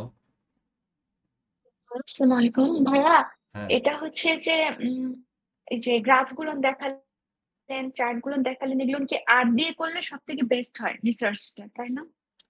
না, এটা তো কোনো কিছু নাই, আপনি যেটা দিয়েই করেন সেটা দিয়েই হবে, আপনার জিনিসটা অথেন্টিক হতে হবে মানে মানে। আপনি হচ্ছে যে শেষে যখন বললেন যে পাবলিশ করেছেন তখন আপনি এই চার্টটা ইউজ করেছেন। না, এটা ইউজ করি নাই, আমি কোনোটাই ইউজ এইগুলা কোনোটাই ইউজ করি না। আচ্ছা, আচ্ছা। এখন আমার কাছে আমার হচ্ছে কি আমার যেহেতু ধরেন পেপারে একটা লিমিটেশন থাকে যে আপনি হুম। এতগুলা বা পেজ এতগুলার বেশি। লিমিট থেকে অনেক হ্যাঁ কিছু। হ্যাঁ হ্যাঁ, হুম, এতগুলার বেশি আপনি এত টেবিল বা এত কিছু দিতে পারবেন না। আমার যেহেতু ধরেন আমার এইখানটাতে কিন্তু আমার এগুলা তো শোকেস করা, এগুলো কিন্তু শোকেস হুম। জিনিসটা। এর থেকে আমার কিন্তু আপনি আপনি এটা পড়লে আপনার কাছে বলে আমি যদি আপনাকে এটা দিই যে ভাই এটা দিয়ে বলছি যে না এখানে এটা, তার থেকে যদি আমি আপনাকে হুম। এটা দিই আপনার বুঝতে এটা সুবিধা না? এই টেবিলটা পড়তে আপনার জন্য সুবিধা ও, না? একবারে একবারে থ্রোলি সুবিধা। আপনি পুরোটা জিনিস পাচ্ছেন। তাহলে আমি কেন ডিফিকাল্টি দিব? পড়বেন তো আপনি, আমি তো আর পড়বো না, পড়বে তার একজন। তারপরে যাতে উপকার হয় সেই জিনিসটা দিচ্ছে, এইটা অন্য একটা টপিকে ছিল। যাই হোক এটা বানাচ্ছিলাম, এগুলো আর দিয়ে বানানো পসিবল আর কি। এগুলো ধরেন আমি একটু ফ্লেক্স ফ্লেক্স করার জন্য। আর এর বিষয়টা হলো কি আর এ হচ্ছে চাইলে অনেক কিছু আমি চেঞ্জ করতে এরকম পারবে। ফ্লেক্স করতে চাই। তো আর এ হচ্ছে, আর শিখে। আর এ হচ্ছে এই এই জিনিসগুলো দিয়ে আপনি এই যে কালার গুলা হুম, এইগুলো ধরেন ফার্স্টের দিকে তো এর মানে হুম। পরবর্তীতে চালা কালার চাইলে আমি একটু ওই কি বলে একটু একটু অন্যান্য কালার অন্যান্য ডিজাইনের, কিন্তু আপনি স্পেসেস বা অন্যান্যগুলো সেগুলো পারবেন না। ওদের ফিক্সড কালার আছে, আপনি ওই আচ্ছা। টাইপের কালার ইউজ করতে পারবেন। মানে ওদেরই ধরেন জি। 50টা বা 60টা ভেরিয়েশন আছে। ওয়ার্ডে যেমন থাকে না যে হুম। কালার ভেরিয়েশন গুলো আপনি নতুন করে বানাতে পারবেন না, কিন্তু আরে আপনি যেভাবে চান যেভাবে চান সেভাবে চান যে একটা মধ্যে একটু শেড দিয়ে দাও, এটারই হালকা হালকা শেড দিয়ে দাও, বা এখানে একটু সাদা থাকবে এখানে এরকম থাকবে, যা চাবেন ও তাই বানায় দেবে যদি আপনি কোড লিখতে পারেন। বেশি টেবিল বেশ। জি। মানে বেশি হচ্ছে যে গ্রাফ টেবিল ইউজ করব না, যতটুকু প্রয়োজন ততটুকু হ্যাঁ ইউজ হ্যাঁ, করব। গত দিনের পুরো, ক্লাসও বলেছিলেন যে বেশি ইউজ করলে আবার বেশি হ্যাঁ, ভালো দেখাবে না। না না পুরো পেপারটাতে আর কেমন করে? হুম। হ্যাঁ হ্যাঁ, বলেন জি বলেন ভাইয়া। বলেন। মানে কেমন যেটা হচ্ছে যে একেকটা জার্নালে তো একেক রকম ক্রাইটেরিয়া থাকে। তো ওই হিসাবে তো ফার্স্ট এ মিলিয়ে নিব। আর যত রিডিউস করা সম্ভব এসব আর বুঝিয়ে লেখা সম্ভব সেটা করলে তাহলে অ্যাকসেপ্ট আ হওয়ার চান্স বেশি বেড়ে যায়। মানে অ্যাকসেপ্ট কিভাবে চান্স হ্যাঁ হ্যাঁ, বেড়ে এখন যাবে। আমি বলি শুনুন, আপনি এই আপনার হচ্ছে ট্রিক্সটা। কাজটা হচ্ছে কি আপনার এই যে এই যত কম ইউজ করবে আবার এটাও না কিন্তু, বুঝতে হুম, পারছেন? হুম। আজকের ক্লাসটা মেইনলি জি। এটার উপর ওভারভিউ করার জন্য দেখা দিচ্ছিলাম। আচ্ছা সম্পর্কে বলি আবার আছে হচ্ছে আপনাদের থিসিস গাইডলাইন সম্পর্কে একটু আইডিয়া দিতে। তো আপনি যত হুম, কম ইউজ করবেন বিষয়টা এমনও না, বিষয়টা হচ্ছে রিডারের জন্য আপনি যত সুন্দর গুছায় লিখতে পারবেন। এখন আছে না, এখন আপনি একটা কথা মানে খালি কথার উপর কথাই লিখে যাচ্ছেন, এর বদলে যদি একটা টেবিল দেন তাহলে ওই জিনিসটা বেশি সুন্দর হচ্ছে না? ধরেন আমি আপনাকে একটু হুম। আগে জি। দেখাইলাম যে আমি অনেকগুলো জিন নিয়ে কথা বলছি, এইখানে অনেক পেঁচাল, এটা আপনার পড়তে ভালো লাগবে না একটা টেবিলের মধ্যে সুন্দর গুছানো চোখগুলো আপনি পাচ্ছেন ওইটা পড়তে বেশি বেটার হবে? অবশ্যই টেবিল। সেক্ষেত্রে আপনি টেবিলটাই অবশ্যই দিবেন। ঠিক। হ্যাঁ, সেক্ষেত্রে দেখবেন আপনি টেবিল দিয়ে সুন্দর মতো করে ডিসক্রাইব করা থাকে, মানে যত কম কথা লেখা যায় আর কি। লিখলেও এমন ভাবে লিখতে হবে যেটা বোধগম্য হয়। আবার আবার কিছু ঠিক আছে মডার্নাইজ কিছু জিনিসগুলো আপনি দিতে পারেন, কিন্তু ওটা এমন না যে ওইটা ওই আপনার ওই জিনিসটাকে আরো কমপ্লিকেট করবে, আপনি ওটা জিনিসটাকে ইজি করবে। অনেকে হয়তো বুঝতে পারে না, যেমন ধরেন হিট ম্যাপ জিনিসটা থাকে, যেমন ধরেন অনেকে আপনারা যাচ্ছিলেন যে আপনি আগের দিন বলছিলেন যে হিট ম্যাপটা কি, আমি আপনাকে গুগলে একটু হিট ম্যাপটা দেখাই।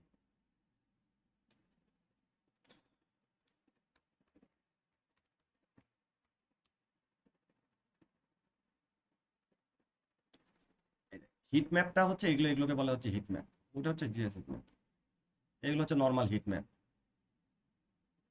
বা এটাও তো যদি দেখতে পারেন এগুলো হচ্ছে নর্মাল হিট ম্যাপ। দেখতে পাচ্ছেন কিনা জানি না, দেখতে পাচ্ছেন? জি, দেখতে দেখতে পাচ্ছি। হ্যাঁ। আমি নিজেই স্ক্রিনটা জুম করে নিয়েছি। আচ্ছা এইখানটাতে কি করে তারা, এই হিট ম্যাপটাতে বিভিন্ন রকমের যে ইনফরমেশন গুলো আছে অনেকগুলো ইনফরমেশন আছে, এগুলো যদি আমরা পাই চার্ট করতে যাই বা এই যে বার গ্রাফ করতে যাই এটা অনেক বড় জায়গা এখানে। হ্যাঁ, এখানে 3-4টে অ্যাসপেক্ট আমরা হিট ম্যাপের মাধ্যমে প্রমাণ করে দিতে পারি ইজিলি, যদি আপনি এটাতে খেয়াল করেন,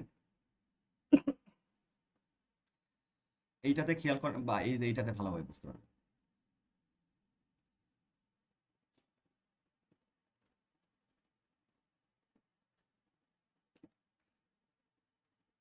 টাইম নিচ্ছে। এইটাতে কি করছে দেখেন, এসে দুইটা গ্রুপের কথা ডিসক্রাইব করছে, হ্যাঁ, ধরেন সে এখানে দুটা গ্রুপে ফেলছে, যে এটা এই পাশে গ্রিনটা একটা গ্রুপ আর হচ্ছে বি এটা একটা গ্রুপ। তারপরে সে একটা স্কেল বানাইছে, হ্যাঁ, কোরিলেশন বা ইয়ার রিলেশন একটা স্কেল বানাইছে, 0 টু এই পাশে একটা স্কেল লাগছে, এটা ধরেন পজিটিভ স্কেল, এটা হচ্ছে নেগেটিভ স্কেল। আচ্ছা, হুম, এইগুলো ধরেন আপনার ওই গ্রুপের মেম্বার বা জিন যাই ধরেন, মেনলি জিনই হতে পারে, এই ধরেন গ্রুপের মেম্বার, তাহলে এই মেম্বার গুলা, এই যে এইটা একটা মেম্বার, হ্যাঁ, এটা ধরেন গ্রুপের, এই গ্রুপের মধ্যে এই সব মেম্বার গুলো আছে, প্রত্যেকটাই আছে, প্রত্যেকজনই আছে। তো এই সবের অ্যাসপেক্টে এগুলো পজিটিভ রেজাল্ট দিচ্ছে কিনা, যেখানে যেখানে লাল বেশি করতেছে সেগুলো দেখেন 1.5, আর এর স্কোর হচ্ছে এই জায়গাটাতে 1.5। হ্যাঁ, এই বি2তে, কারণ বি2 ভ্যারাইটি আপনি লাগাচ্ছেন, হ্যাঁ, সাপোজ এই দেখেন এখানটাতে, সেটা হাইড করে দিই। আচ্ছা, দেখেন এই জায়গাটা তারা ভালো বুঝতে পারবেন না। ধরেন গ্রুপে দুটা গ্রুপ, সে দুটা গ্রুপে প্রথমে ভাগ করে, হ্যাঁ, শুনলি দুটা গ্রুপের মধ্যে এই এই জিনিসগুলো হচ্ছে, ধরেন এগুলো প্যারামিটার দেওয়া আছে, হ্যাঁ, এই প্যারামিটার গুলো দেওয়া আছে। দুটা গ্রুপে কি করছে সে, এই যে বি1, বি2, বি3, বা এটা ধরেন হচ্ছে আপনার কি বলে, দুটা ফ্যাক্টর, ফ্যাক্টর এ একটা ফ্যাক্টর বি, বুঝতে পারছেন? তাহলে ফ্যাক্টর এটা সে কি করছে, ব্লু কালার দিছে, আর ফ্যাক্টর বিটা সে রেড কালার দিয়ে রাখছে। আচ্ছা, এটা কিন্তু ফ্যাক্টর, এইখানে আবার অন্য কিছু বোঝাচ্ছে না, ফ্যাক্টর বি। তা ফ্যাক্টর বিতে তার হচ্ছে ট্রিটমেন্ট কয়টা আছে, তিনটা, একটা দুইটা তিনটা। আবার ফ্যাক্টর এতে তার ট্রিটমেন্ট কয়টা আছে, একটা দুইটা তিনটা, তিনটা ট্রিটমেন্ট আছে। হুম, তিনটা ট্রিটমেন্ট গুলা, এটা হচ্ছে আপনি বুঝবেন, এটা হচ্ছে কোরিলেশনটা বোঝাচ্ছে, নেগেটিভ আর পজিটিভ কোরিলেশনটা বোঝাচ্ছে, বুঝতে পারছেন? মেইনলি হিটম্যাপটা নেগেটিভ পজিটিভ জি জি। কোরিলেশনের জন্য বোঝানো হয়। তো এইটার সাথে এই RMB5 এর সাথে এই বি2, এটা কি করছে, হাইলি নেগেটিভ কোরিলেশন দিচ্ছে, মানে এর সাথে এইটার মানে কি বলে, ওই যে চুম্বকের এই পার টু পার, হ্যাঁ, মানে এর সাথে এর কোনো সম্পর্ক খুবই কম। এটাও দেখেন হাইলি হাইলি নেগেটিভ কোরিলেশন দিচ্ছে। আর এটা এই জিরো, মানে এটা অনেকটা হচ্ছে -0.5, এটাও নেগেটিভ কিন্তু খুব বেশি নেগেটিভ না। তো এইটা এইভাবে বোঝাচ্ছে যে এই ট্রিটমেন্টের সাথে এইটার ক্ষেত্রে এই ট্রিটমেন্টটা নেগেটিভলি। তারপর আবার আবার দেখেন A3টা আবার এটার সাথে মোটামুটি পজিটিভ দিচ্ছে, A2টা হাইলি পজিটিভ দিচ্ছে, হ্যাঁ, A1টাও মোটামুটি পজিটিভ দিচ্ছে।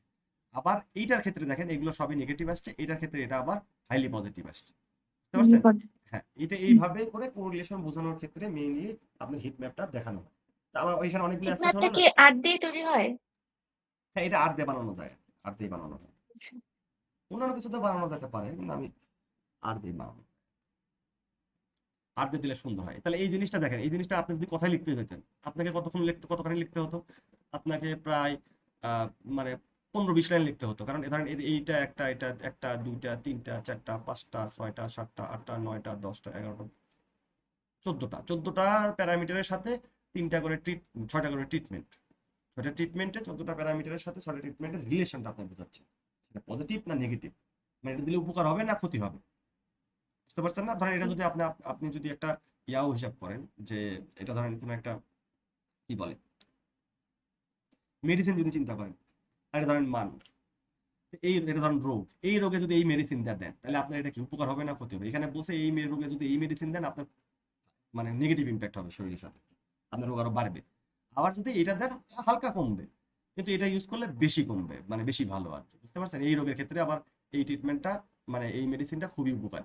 এইভাবে করে আপনার হিটম্যাপ দ্বারা বোঝানো হয়, এটাই হচ্ছে হিটম্যাপ। তাহলে এই হিটম্যাপ কেন ইউজ করা হয়, এগুলো জিনিস দেখতে একটু কমপ্লিকেটেড লাগলেও কিন্তু আপনার এত কথা লিখতে হচ্ছে না। আপনার এই যে 50 লাইন বা 60 লাইন বা 20 লাইন বা 30 লাইন, এটা মিনিমাইজ করে ছোট্ট একটা ফিগারের মাধ্যমে আপনি এই 20 লাইনের কথাগুলো ছোট একটা ফিগারের মধ্যে আপনি দেখাই দিলেন। আর এখানে একটা ফিগার, টেবিল একটা সুন্দর করে হচ্ছে যে ডায়াগ্রাম, একটা হিট ম্যাপ দিলে এরকম করে বাকিটুকু লিখলে পেপারটা অনেক অ্যাস্থেটিকও দেখালো, আবার ইজিলি আন্ডারস্ট্যান্ড করতে পারলো। এখন হিট ম্যাপ আপনার হাঁকাও হিট ম্যাপ, মানে যেখানে হিট ম্যাপের দরকার নেই, আমার কথা বোঝেন নাই, হুম, যেখানে হিট ম্যাপের দরকার নেই সেখানে যদি আপনার হিট ম্যাপ দেন, সেটা তো হবে না আর কি, মানে সেটা অতটা জি জি। জাস্টিফাই হবে না। যেখানে যেটা দরকার আছে, আপনি বুঝতেছেন যে এই হুম, কথাটা এতগুলো লেখা লাগতো, এই যে যদি পরিবেশন এক্সপ্লেন করছে, সেখানে আমি একটা হিট ম্যাপে দেখে দিলে সুন্দর মতো এক্সপ্লেন হচ্ছে। এখানে আরো অনেক জিনিসগুলো আছে, যে এইখানে দেখেন আরো অনেক এক্সপেক্টেড জিনিসগুলো দেওয়া আছে, যে আগস্ট 14 সালে এটা কি হয়েছে, আগস্ট 14 ফার্স্ট পিরিয়ডে এখানে নাম্বারিং করে দিছে। এখানে দেখেন, এখানে কোন একটা পজিটিভ নেগেটিভ সাইড আছে, যেটা হাইলি নেগেটিভ হুম। হচ্ছে, এখানে এই জায়গাটা হাইলি পজিটিভ হচ্ছে, এখানে দেখেন অনেকগুলো প্যারামিটার। এই প্যারামিটার গুলো আমি যদি লিখতে যাই তাহলে অনেক বেশি লিখতে হতো। সেক্ষেত্রে আমি কি করছি, ওই এই হিট ম্যাপের মাধ্যমে বানায় আমি চারটা ইজি করে ছোট করে আমি বর্ণনা করে দিচ্ছি, একটা হিট ম্যাপ দিয়ে আমি পুরো জিনিসটা ব্যাখ্যা করে দিচ্ছি। এগুলা মেইনলি যখন আমার ডেটাটা অনেক বেশি বড় থাকে, আমার ডেটাটা অনেক বেশি, অনেক কিছু ডিফাইন করতেছে, এখন আমার কোরিলেশনটা দেখাতে হবে, অনেক সময় আমরা কোরিলেশন করি না, মানুষের বিভিন্ন অ্যাসপেক্ট নিয়ে কোরিলেশন করি ইকোনমিক্সের ক্ষেত্রে, যে মানুষের হচ্ছে মানে কোন মানে ইকোনমিক কন্ডিশনে মানুষের হিউম্যান বিহেভিয়ার কিরকম হয়, থাকে না? তো এরকম বিভিন্ন হুম রকম প্যারামিটার থাকতে পারে। তো একটা মানুষ অনেক রকম, এটার সাথে কোনটা সাদৃশ্য হচ্ছে, কোনটার সাথে কোনটার ম্যাচিং আছে, সেই জিনিসটা দেখাবে। আপনি নালে লিখতে হতে পারতো যে মানুষের যদি ইনকাম বাড়ে তাহলে আহ, তার ইনোভেটিভ আইডিয়া গুলো বৃদ্ধি পায়, বা তার হচ্ছে অ্যাস্থেটিক চিন্তা ভাবনাগুলো তার বাড়ে। আবার সাথে কি হচ্ছে, তাকে অনেকটা গ্রিডি করে ফেলতেছে। হ্যাঁ, তো জি এই নেগেটিভ টেগেটিভ কোনটার সাথে কোনটা পজিটিভ আছে, কোনটার সাথে কোনটা নেগেটিভ আছে, এই জিনিসগুলো সুন্দর মতো বোঝানোর জন্য হিট ম্যাপ। আবার অনেক ক্ষেত্রে কি হয়, ওই যে রোগের ক্ষেত্রে আমরা অনেক কিছু দেখি, এগুলো ধরেন জিআইএস দিয়ে করা হয়। এই টাইপের হিট ম্যাপ গুলো জিআইএস বা ইয়ে দিয়ে করা হয়। ফুটবল খেলা যারা দেখেন, ফুটবল ম্যাচে অনেক সময় আপনারা এই হ্যাঁ জিনিসটা হ্যাঁ দেখেন। এটা দ্বারা কি বোঝায়, ওই ফুটবল প্লেয়ারটা, ম্যাচে বেশি হ্যাঁ, প্লেয়ারটা কতটুকু জায়গা জুড়ে তার কন্ট্রিবিউশন ছিল। হ্যাঁ, দেখবেন অনেক ফুটবল ম্যাচের মধ্যে এই জিনিসটা দেখায়, অনেক আমরা বুঝি না কি এই জিনিসটা কেন। এটাতে দেখা যায় এই হুম, প্লেয়ারটা এইদিকে এতটুকু এফোর্ট দিছে, এদিকে এরকম দৌড়াইছে, তার মাঠে এতটুকু কন্ট্রিবিউশন ছিল, আর সে একজন মিডফিল্ডার, সে এই জায়গাগুলোতে এই পরিমাণ কন্ট্রিবিউশন সে রাখছে। আবার এটা দিয়ে বোঝাচ্ছে যে ধরেন কোনো একটা পার্টিকুলার ডিজিজ বা কোনো একটা কিছু, এটা দিয়ে বোঝাচ্ছে যে এই জায়গাগুলোতে এই ডিজিজের সংক্রমণ খুবই বেশি। হ্যাঁ, তারপর এই জায়গাগুলোতে কম, বা এই জায়গাগুলোতে আরো কম। টেম্পারেচারের ক্ষেত্রে হ্যাঁ হ্যাঁ, বলছি টেম্পারেচারের হ্যাঁ ক্ষেত্রেও দিতে পারে, যে কোনো ক্ষেত্রে আর কি। আমি আপনার উদাহরণ দিয়ে বুঝালাম, হুম, এই সব ক্ষেত্রে জি জি হিট ম্যাপ গুলো ইউজ করলে বেটার হয় আর কি।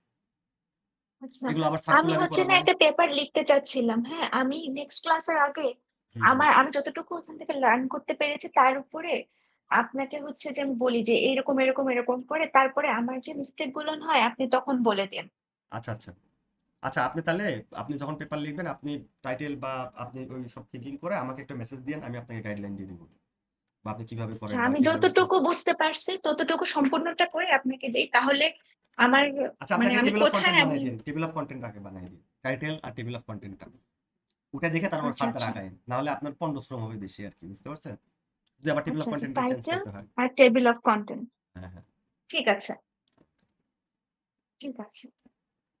আমি ক্লাস শেষ হতে হতে মানে ভাবছিলাম যে কিউ ওয়ান এ করার ইচ্ছে নেই, কিউ ওয়ান অনেক ক্ষেত্রে এক্সপেন্সিভ আর অনেক লেন্থি হয়, কিউ টু কি থ্রি এগুলোতে আমি ফার্স্টে আপনি চাচ্ছিলাম যে ফ্রি ফ্রি, স্টার্ট আমরা করি। ওটা ব্যবস্থা করে দেবো, আপনি লিখেন, আমরা পাবলিকেশনের ব্যবস্থা করে দেবো, সমস্যা নেই। ওটা যদি ওই আচ্ছা স্ট্যান্ডার্ড হয় ঠিক আমরা আছে। আমরা ওটা করে দিব নি। আচ্ছা, আর কারো কোনো কোশ্চেন আছে ভাই থিসিস পেপার শিবলি? আহ, আপনি মেবি আমাদের শিবলি, আপনি কোন ব্যাচের? হ্যালো, আছে? ভাই আমি 23 ব্যাচ আচ্ছা, কোন লেভেলে? এগ্রিকালচার, কোন লেভেলে? এই 2 আচ্ছা, টু টু, হ্যাঁ। আচ্ছা, তাহলে তোমাকে একটু বলি, তুমি কি বুঝতে পারতেছো ভাইয়া জিনিসগুলো, কারণ তোমার কাছে জিনিসটা নতুন, শিবলি। মোটামুটি বুঝতে পারছি। হ্যাঁ। আচ্ছা, আমি আরো হচ্ছে কি এই ক্লাসটা নেওয়ার কথা ছিল কিন্তু না, কম মানে আমি বুঝছে। ওভারভিউ টাইপের নিলাম, যেহেতু তুমি নতুন আছো। ওই ধরো অন্যান্য যারা আছে তারা সবাই ম্যাক্সিমাম মাস্টার্স স্টুডেন্ট, তাদের এই সম্পর্কে কিছু না কিছু হলে আইডিয়া আছে, তাই না? বিষয়টা কিছু না কিছু আইডিয়া আছে। তো তুমি নতুন দেখে কোনো সময় ফিল করো না যে ভাই আমি তো অনেক কিছু বুঝতেছি না বা মাথায় ঢুকতেছে না, তুমি জিজ্ঞেস করো আর কি, যেটা না বুঝতে পারো। আচ্ছা ঠিক আছে ভাই, আমি অবশ্যই ইনশাল্লাহ জিজ্ঞেস করবো না বলতে। আচ্ছা, ঠিক আছে। আর কারো কোনো কোশ্চেন আছে, বা থিসিস পেপার কিভাবে লিখবো এই সম্পর্কে কারো কোনো জানা আছে? আচ্ছা, আমি আপনাদের একটা থিসিস পেপার লেখারও একটা স্টাইল দেখাই দিই, যাতে আপনাদের সুবিধা হয় আর কি। হ্যাঁ, আমার কাছে আমি মানুষের থিসিস পেপার লিখে দিচ্ছি অনেকে, ওখান থেকে একটা আমি ডেমো বার করি, তাহলে আপনাদের একটু দেখাই দেয় যে থিসিস পেপার গুলো কোন স্ট্রাকচারে হয় আর কি। এবার আমরা পাস করে বেরোচ্ছে, যাদের লিখে দিছি।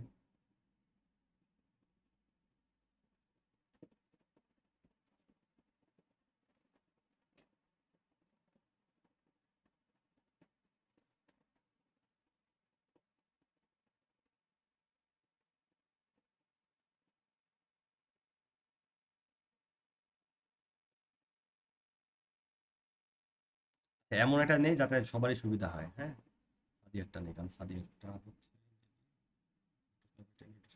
হ্যাঁ এই দেখেন, আহ, এটা হচ্ছে, এর টাইটেলটা ছিল হচ্ছে factors affecting adoption of caesarean sector and normal delivery process, comparative analysis in Dhaka and Dinajpur district of Bangladesh. যেটা আমি বলছিলাম যে একজনের পেপার লিখছিলাম, সে এইটা তার টাইটেল ছিল। আর এগুলা ধরেন প্রসিডিউর, এইগুলা সে কি করছে, টেবিল অফ কন্টেন্ট বানাতে হয় একটা থিসিস লেখার ক্ষেত্রে। এসব জিনিসগুলো দিতে হয়, এইগুলা জিনিসগুলো এগুলা এগুলো আপনারা পাবেন, অ্যাকনলেজমেন্ট পাবেন। তারপর তাকে একটা টেবিল অফ কন্টেন্ট দিতে হয়। থিসিসে টেবিল অফ কন্টেন্টগুলো কিভাবে দেয়, এইভাবে টেবিল অফ কন্টেন্ট লিখতে হয় আলাদা করে। হ্যাঁ, টেবিল অফ কন্টেন্টের মধ্যে আপনার কি কি থাকবে সেখান থেকে শুরু হবে। অ্যাবস্ট্রাক্ট পর্যন্ত পেজ নাম্বারটা, অ্যাবস্ট্রাক্ট পর্যন্ত পেজ নাম্বারগুলো রোমান সংখ্যা থাকে জেনারেলি। এই অ্যাকনলেজমেন্ট থেকে অ্যাবস্ট্রাক্ট পর্যন্ত পেজগুলো কি থাকে, রোমান সংখ্যায় থাকে। তারপর ইন্ট্রোডাকশন থেকে শুরু হয় হচ্ছে আপনার অরিজিনাল পেজ নাম্বার। আপনি যে ইন্ট্রোডাকশনটা দিবেন, ইন্ট্রোডাকশন থেকে আপনার 1 2 নাম্বার পেজ শুরু হয়, মানে আপনার পেপারটা শুরু হয় ইন্ট্রোডাকশন থেকে। তার আগের যে জিনিসগুলো আছে এগুলো ধরেন অর্নামেন্টস, আপনার এই থিসিস পেপারটার অর্নামেন্টস যারা দরকার। এইখানটাতে দেখেন সে তার ইন্ট্রোডাকশন দিচ্ছে, ইন্ট্রোডাকশন পরে তার রিভিউ অফ লিটারেচার দিচ্ছে। জেনারেলি ইন্ট্রোডাকশনে পয়েন্ট আকারে হয় না, আবার অনেকে আবার পয়েন্ট আকারে করে। হ্যাঁ, জেনারেলি ইন্ট্রোডাকশনে কোনো পয়েন্ট থাকে না, এই জন্য দেখেন ইন্ট্রোডাকশনের কিন্তু সাব কোনো পয়েন্ট নাই। তাহলে রিভিউ অফ লিটারেচার আসছে, রিভিউ অফ লিটারেচার এই পাশে আবার রোমান সংখ্যায় লিখছি আমি। এটা লিখছি এক এক জায়গায় একরকম, অনেক ডিপার্টমেন্ট আবার রোমান সংখ্যা নেয় না, যে না তুমি আমাকে ইয়া নাম্বার দাও, 1 2 করে দাও, সেক্ষেত্রে আপনার 1 2 দিবে। আবার অনেকে চায় যে না রোমান সংখ্যায় দাও, তখন রোমান সংখ্যায় দিবে, যেভাবে চাই। তাহলে ইন্ট্রোডাকশন গেল, ইন্ট্রোডাকশন আমার ছিল হচ্ছে 1 নাম্বার।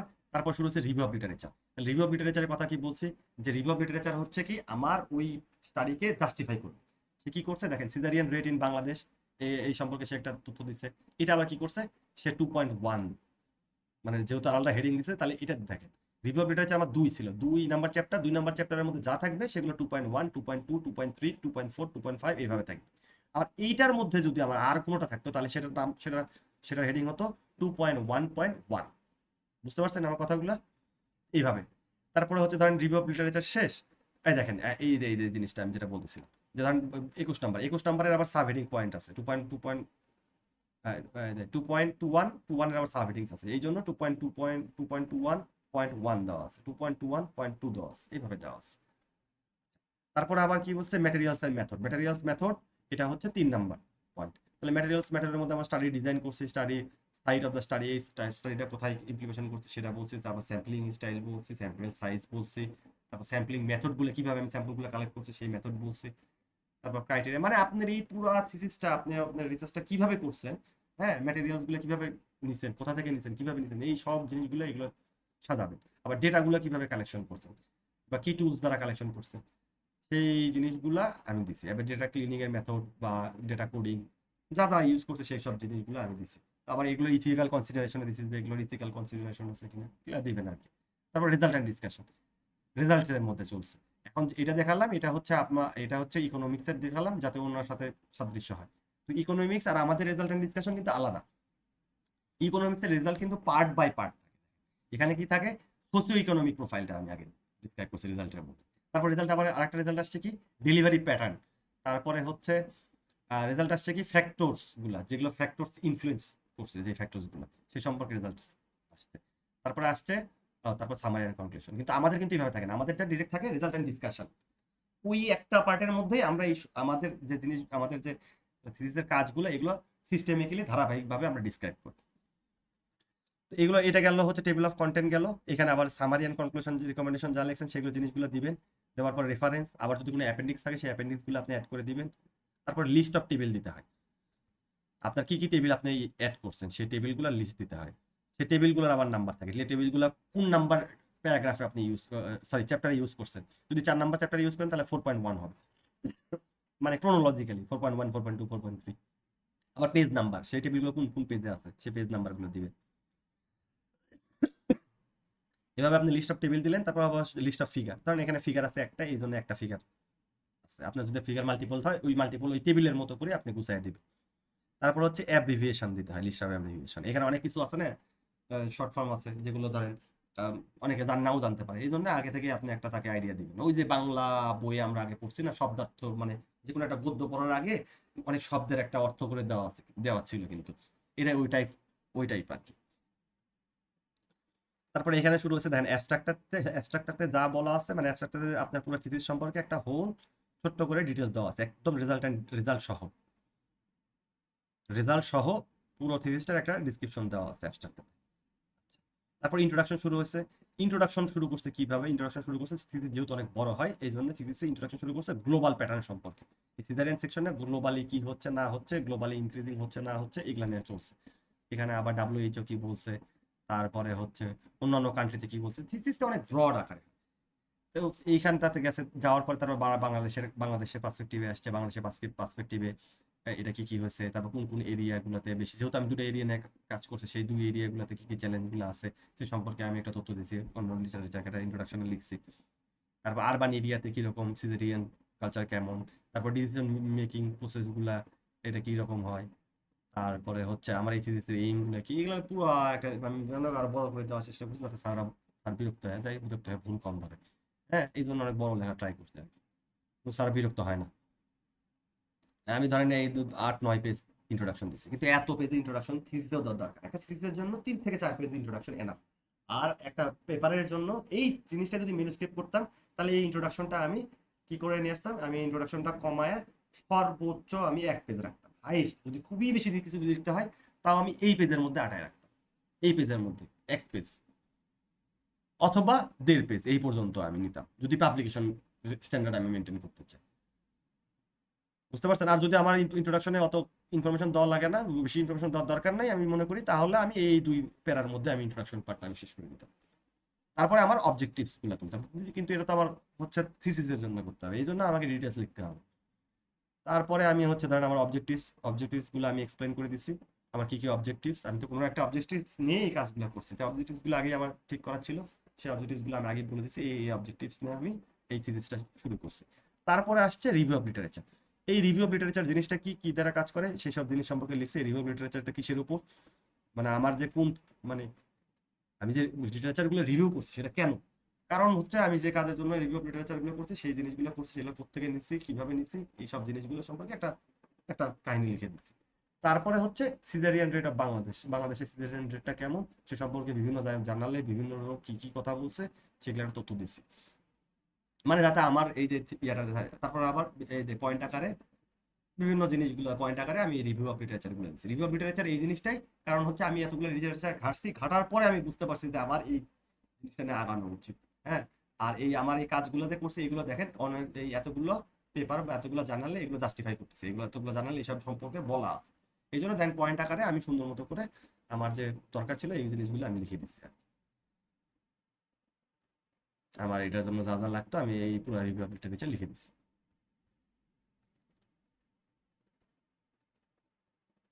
তো রিভিউ অফ লিটারেচার গেল, তারপরে আসছে হচ্ছে মেথোডোলজি টার্মটা, ম্যাটেরিয়ালস এন্ড মেথড। আচ্ছা, ম্যাটেরিয়ালস মেথডের মধ্যে আমার স্টাডিটা কিভাবে ডিজাইন করছি, কিভাবে আমি কাজ করছি, দেখেন এই যে এই স্টাডিটা ডিজাইন করা হয়েছে, ডিসক্রিপটিভ স্টাডি করা হয়েছে। প্রাইমারি গোল কি ছিল, explore the factor influencing caesarean sector and normal vaginal delivery process among first time mother's in Dhaka and Dinajpur district. এইটা হচ্ছে আমার প্রাইমারি গোল ছিল, এটা আমার প্রাইমারি। তারপরে আমার এই এই রিভিউটা আরো কোন জিনিসটা, এটা হিস্টোরিক্যাল পয়েন্ট অফ ভিউ থেকে দিছি। তারপরে হচ্ছে মানে আমার স্টাডিটা কিভাবে ডিজাইন করছি, কিভাবে কাজ করছি আমি সেই সম্পর্কে লিখছি। তারপর সাইট, আমি কোন কোন লোকেশনটাতে কাজ করছি, কিভাবে কাজ করছি সেই সাইটের সম্পর্কে একটু ডিসক্রাইব করছি। তারপর স্যাম্পলটা আমি কতজনের স্যাম্পল নিছি, হ্যাঁ, যেমন ধরেন এই যে 160 জনের কথা বলা আছে, তার মধ্যে 81টা র্যান্ডমলি চুজ করা হয়েছিল বিভিন্ন ডিস্ট্রিক্ট থেকে, এক একটা ডিস্ট্রিক্ট থেকে, এভাবে আমি র্যান্ডমলি চুজ করা হয়েছে, প্রতিটা ডিস্ট্রিক্ট থেকে 81টা করে র্যান্ডমলি চুজ করা হয়েছে। এই আবার স্যাম্পল সাইজের কথা বলছে, সেই স্যাম্পলটা কিভাবে নিচ্ছি। তারপর স্যাম্পলিং মেথডগুলো কিভাবে করছি সেই সম্পর্কেও আমি দিচ্ছি। চাইলে আপনারা এই দুটো মিলে ভাঙে একটাও দিতে পারতেন, অথবা দুটো আলাদা করে এর জন্য আলাদা করে দিতে হয়। আর যদি পেপারের জন্য যদি ম্যানুস্ক্রিপ্ট বানাতেন তাহলে এটা কি করবেন, এই স্টাডি ডিজাইনটা, সাইট অফ স্টাডি, এই দুটা মিলে একটা পয়েন্ট থাকবে, তাও আবার সর্বোচ্চ এখান থেকে শুরু করে, ধরেন এখান থেকে শুরু করে এই পর্যন্ত এই 4 লাইনের মধ্যে আপনি এই দুটো জিনিস লিখে ফেলতে হবে। কারণ আমি এখানে অনেক কথা লিখছি, কারণ এটা থিসিস পেপার তো বহুত বড় ইলাবোরেট করে লিখছি, এত ইলাবোরেটের কিছু নাই। আপনি যখন পাবলিকেশন করতে যাবেন তখন অল্প একটু লিখবেন, এত ডিটেলস তো দরকার নেই। কোনো পাবলিকেশন পড়ে তো আপনি ধরেন আমি একটা প্রোডাক্ট বানাইছি, সেই প্রোডাক্টটা আমি একটা থিসিস পেপারে পাবলিশ করছি, এখন এই প্রোডাক্টের ডিটেলস যদি আমি দিয়ে দিই তাহলে তো আরো 10 জন বানাবে, ওটা যেটুকু ডিটেলস না দিলেই না, বা আমার এই পুরো জিনিসটা সম্পর্কে যেটুকু ইনফরমেশন না দিলেই না আমি সেটুকু ইনফরমেশন দিব। আচ্ছা, তারপরে হচ্ছে ধরেন স্যাম্পলিং এর, এই যে স্যাম্পলিং সাইজ, স্যাম্পলিং মেথড, এই মাইটেরিয়া, এই পুরোটা মিলে আমি একটা পয়েন্ট দিব। এই যে এইটুকুর মধ্যে এই পুরো জিনিসটা আমি লিখে ফেলবো, স্যাম্পলিং এর মধ্যেই আমি এই 1 2 3 4টা পাবলিকেশন ক্ষেত্রে এই 4টা জিনিসটা আমি এইটুকুর মধ্যে লিখে ফেলবো। তারপর হচ্ছে ডেটা কালেকশন টুলস, আমি ডেটাগুলো কিভাবে কালেকশন করছি সেই টুলসগুলো কি টুলসগুলো ইউজ করছি, কিভাবে কাজ করছি, এটা সম্পর্কে একটা প্যারার মধ্যে ডিসক্রাইব করে দিবে। এরকম পয়েন্ট আকারে না দিলে, যদি পাবলিকেশন স্ট্যান্ডার্ডে দিতে যায়, পয়েন্ট আকারে না দিয়ে ছোট্ট করে আমি দিতে পারবো। যদি পয়েন্টগুলো আমার বড় বড় হয়, যদি পয়েন্টগুলোর মধ্যে আমার ইকুয়েশন থাকে, তাহলে আমি ওটা পয়েন্ট দিয়ে আকারে বা ইকুয়েশন আকারে পরে বর্ণনা করি। যেহেতু আমার ইকুয়েশন নাই, ফাও কথাবার্তা, এই 4 লাইন আমি যদি চাইলে 2 লাইনেও কভার করতে পারবো, বা এটা ছোট ছোট করে আমি সামারি মানে কি বলে প্যারাগ্রাফের মধ্যে লিখতে পারবো, তো আমি ওই প্যারাগ্রাফ আকারে দিয়ে দিব আর কি। তারপরে এটা হচ্ছে এই data capture, data cleaning meaning যা করছে এগুলো সবই 5 লাইনের মধ্যে বা 6 লাইনের মধ্যে এক কথায় লিখে দিব। যদি আমার ডেটা ক্লিনিং এর কোনো মেথড থাকে, তাহলে একটা রেফারেন্স দিব যে অমুকের স্ট্যান্ডার্ড অনুযায়ী আমি ডেটা ক্লিনিং, ডেটা কোডিং, নোডিং সবই ওই অমুকের পেপার আছে, সেটা রেফারেন্স দিয়ে ওই স্টাইল ফলো করে করছি। তাহলে আর কিচ্ছু লেখার দরকার নেই আমার মেথড অনুযায়ী। কারণ আপনি যে রেফারেন্স দিচ্ছেন যে ওটা ও যেভাবে বলছে ওর পেপারে, আমি সেই অনুযায়ী করছি। যার এত ডিটেলস জানা দরকার সে ওই পেপারে যায় প্রত্যেক ডিটেলস জানে নেবে, যদি পাবলিকেশন করতে চান আর কি। আর যদি থিসিস করতে চান তাহলে এরকম ডিটেলস লিখে দিবেন আর কি। তারপর ডেটা অ্যানালাইসিস কিভাবে করছি, এটাও আমার দুইটা ওয়ে থাকে, 2 লাইন লাগবে। যেমন ধরেন আইবিএম স্পেসেস সফটওয়্যার ইউজ করে আমি অ্যানালাইসিস করছি। এই first step, second step, third step analysis এগুলো কিছু লেখা লাগবে না, খালি লিখবেন এই সফটওয়্যার আমি ইউজ করে ডেটা অ্যানালাইসিস করছি। সেটা লজিক মোডে কি লজিক মোডে ইউজ করছেন, লজিক মোডের সম্পর্কে একটু তথ্য দিয়ে সেই ইকুয়েশনটা দিয়ে দিচ্ছেন। দেন ইকুয়েশন যদি থাকে, সেই ইকুয়েশন লজিক মডেলটা যেটা থাকবে, সেই ইকুয়েশনের লজিক মডেলটা আপনি দিয়ে দিবেন, সেটা সম্পর্কে লিখবেন। ধরুন এটা কি সম্পর্কে কি ডিফাইন করছে, এটা কি ডিফাইন করছে, তাও এটা অনেক ব্রডলি লেখা আছে, এটা শর্টকাটে লিখে দিবেন। আচ্ছা, কারণ যদি ইথিক্যাল কনসিডারেশন দেওয়ার দরকার হয়, সেই ইথিক্যাল কনসিডারেশনের পয়েন্টটা 1-2 লাইন বা 3 লাইনে লিখে দিয়ে দেবেন, কমপ্লিট। যদি পেপারে, সেখানে আবার চ্যাপ্টার ওয়াইজ থাকবে না। আর যদি থিসিস লিখতে চান তাহলে এরকম চ্যাপ্টার ওয়াইজ। তারপরে দেখেন সোসিও ইকোনমিক স্ট্যাটাস, ডাইনামিক্স দিছি। তারপরে দেখেন রেসিডেন্সিয়াল এরিয়া আলাদা আলাদা পয়েন্ট করে কি করে রেসিডেন্সিয়াল এরিয়া কতজনের কি, এটা একটা করে দিছি। তারপরে হচ্ছে এজ গ্রুপের যে ডিস্ট্রিবিউশন কিরকম হচ্ছে, সেই ফ্রিকোয়েন্সি অ্যান্ড পার্সেন্টেজ করে আমি এটা দিছি। তারপরে হচ্ছে হাউস হোল্ড সাইজের উপর দিছি, যে তার কিরকম হয়, যে মানে আমার কোশ্চেনিয়ারে যেরকম ছিল সেই অনুযায়ী, কোশ্চেনিয়ারে যতগুলো মডিউল ছিল সেই মডিউল অনুযায়ী আমি দিচ্ছি। দেওয়ার পরে আমার একটা ফিগার দিতে মন চেয়েছে যে এগুলো সব একটা ফিগারের সাথে সবকিছু দেখা যায়, এই জন্য আমি একটা ফিগার দিয়ে দিচ্ছি, যাতে একটা ফিগারে সবকিছু তাতে এক্সপ্লেন করা যায়। তো এইভাবে আপনার রেজাল্ট লেখা শেষ। রেজাল্টের সাথে এখানে যেহেতু রেজাল্টের সাথে সাথে ডিসকাশন, এই জন্য রেজাল্টের সাথে সাথে ডিসকাশন। আপনাদের সবাই একটা জিনিস মাথায় রাখেন, আমরা কিন্তু সবাই ভুল করি। আমরা কি করি, আমরা খালি রেজাল্ট লিখি, হ্যাঁ রেজাল্টটা লিখলাম, আমার কাজ হচ্ছে আমি কাজটা পাইছি বা রেজাল্ট লিখছি। এই রেজাল্টের সাথে কিন্তু ডিসকাশন দিতে হয়, নাম কিন্তু রেজাল্ট অ্যান্ড ডিসকাশন।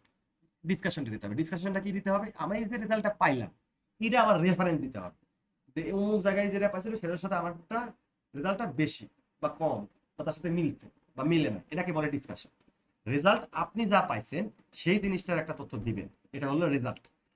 আপনার যে রেজাল্টে যা পাইলেন, আরো অন্যান্য জার্নালে বা অন্যান্য থিসিসে এই কাজটা যে করছে, করার পরে সে যে পায় নাই, হ্যাঁ কেন পায় নাই বা তার রেজাল্টে যে পায় নাই, এটা নিয়ে আপনি একটা ডিসকাশন করে দেবেন 1-2 মিনিটে, যে আমারটা যেটা পাইছি অমুক এটা অন্য পদ্ধতি অবলম্বন করছে, এই জন্য সে পায় না বা তার রেজাল্টে এরকম ছিল। এটাকে বলে ডিসকাশন। আপনার রেজাল্ট আর রেজাল্ট সম্পর্কে ডিসকাশন করবেন। কিভাবে ডিসকাশন করবেন, আর একজনের জিনিসগুলা বা অন্যজনের জিনিসগুলা এখানে তুলে ধরে দুজন, মানে আপনার রেজাল্টের সাথে তার রেজাল্টের তারতম্য বা তার সাথে তারটা কেন মিলে গেছে সেই জিনিসগুলো নিয়ে ডিসকাস করবেন, যে না আমার রেজাল্টটা ফুললি এর সাথে অ্যালাইন করছে বা 30% অ্যালাইন করছে আর 70% অ্যালাইন করে না, কারণ সে এই পদ্ধতি অবলম্বন করছিল, আমি এটা এই জন্য মাইট বি অ্যালাইন করে না। এটা হচ্ছে ডিসকাশন। আচ্ছা, আর এটা যেহেতু যেহেতু ইকোনমিকের যে জিনিসগুলো আছে এগুলি এইখানটাতে পুরোটাই আপনার এই রেজাল্টই থাকে, রেজাল্ট রিলেটেডই থাকে, রেজাল্ট রিলেটেড থাকে, এর মধ্যে ডিসক্রিপশন দেওয়াই থাকে আর ডিসক্রিপশন লেখাই লাগে। এখানে আমি ভাবে দিই না, যেহেতু থিসিস পেপার ছিল স্যাররা ভাবে দেখাও না, এই জন্য দেওয়া হয় না আর কি।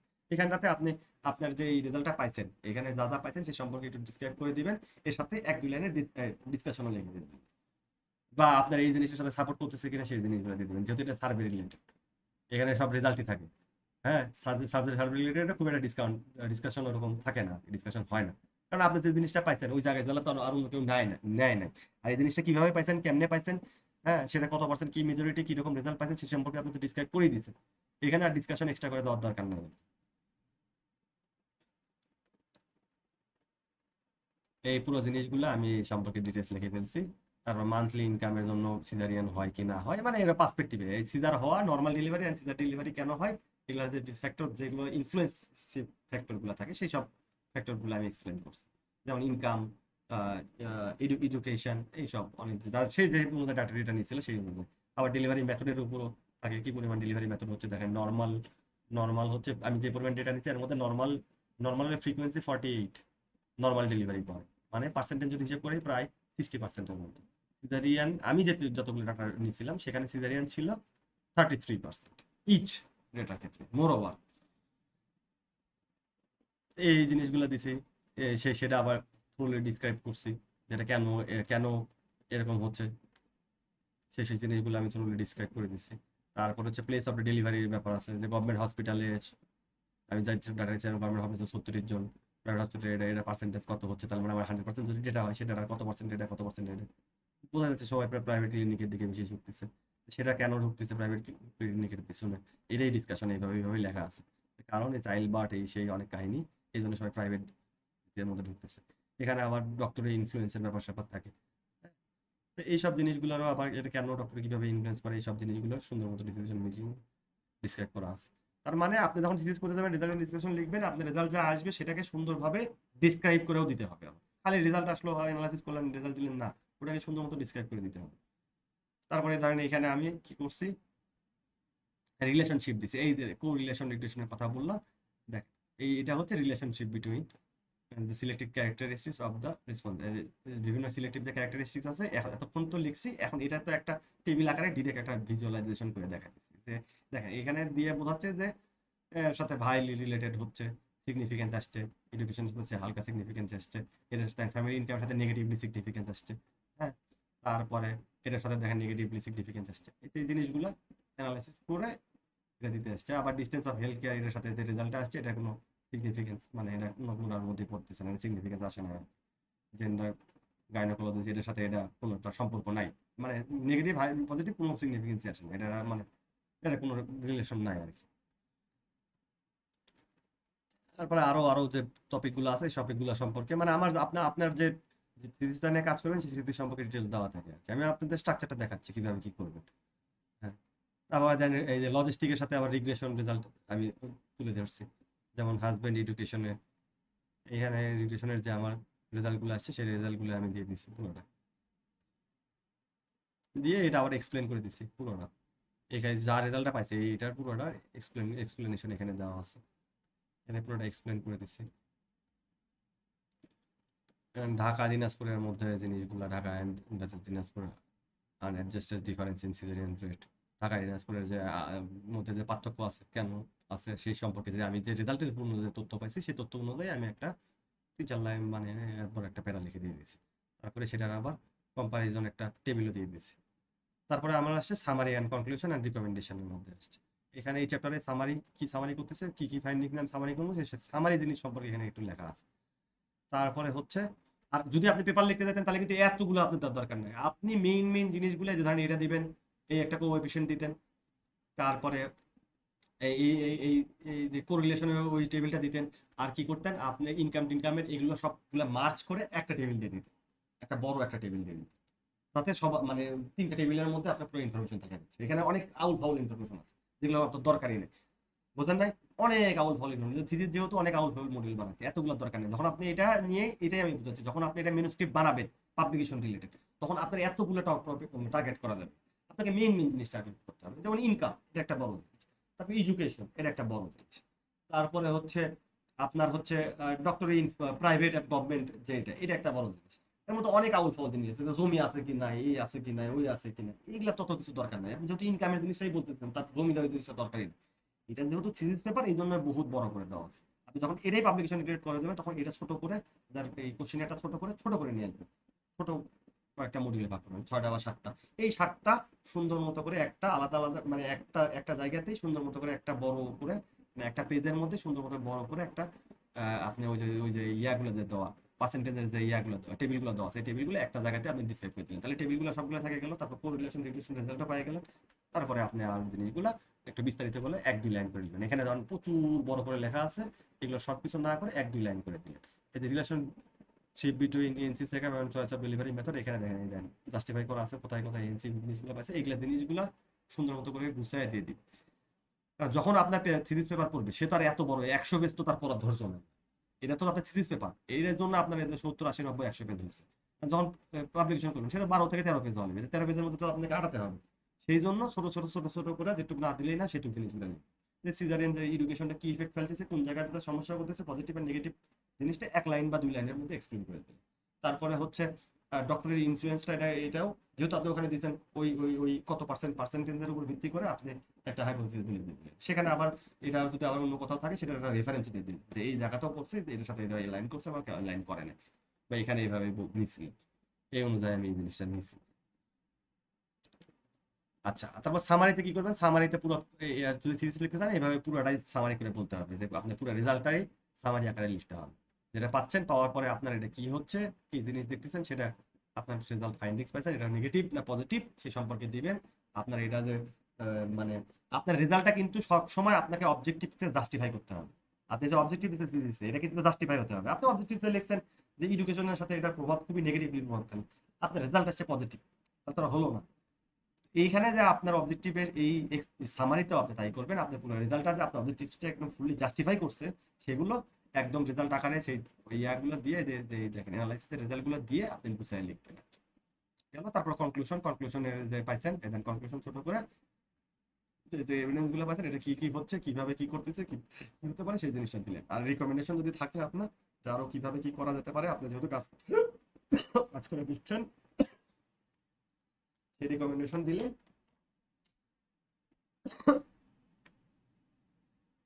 সেই রিকমেন্ডেশনগুলো এক্সপ্লেন করে দিলেন। দেওয়া শেষ, এটা থিসিসের ক্ষেত্রে আর কি। তারপর রেফারেন্স দেওয়ার শেষে আপনার অ্যাপেন্ডিক্স, আপনি যে ইয়াটা নিচে কোশ্চেনিয়ারটা দিয়ে দিলেন, আর ডেটা নেওয়ার জন্য যদি কোনো ছবি টবি থাকে ছবি টবি এখানে অ্যাড করে দিতে হবে। এখানে কোশ্চেনিয়ারটা দিয়ে দিচ্ছেন যে আপনি কি এই কোশ্চেনিয়ারের উপর ভিত্তি করে আপনি সবার থেকে ডেটাগুলো নিচ্ছেন। এটা হচ্ছে একটা থিসিস লেখার স্টাইল। যার আইডিয়া নাই তাদের দেখানোর জন্য দিলাম, যাদের আইডিয়া আছে তাদের তো আছে আর কি।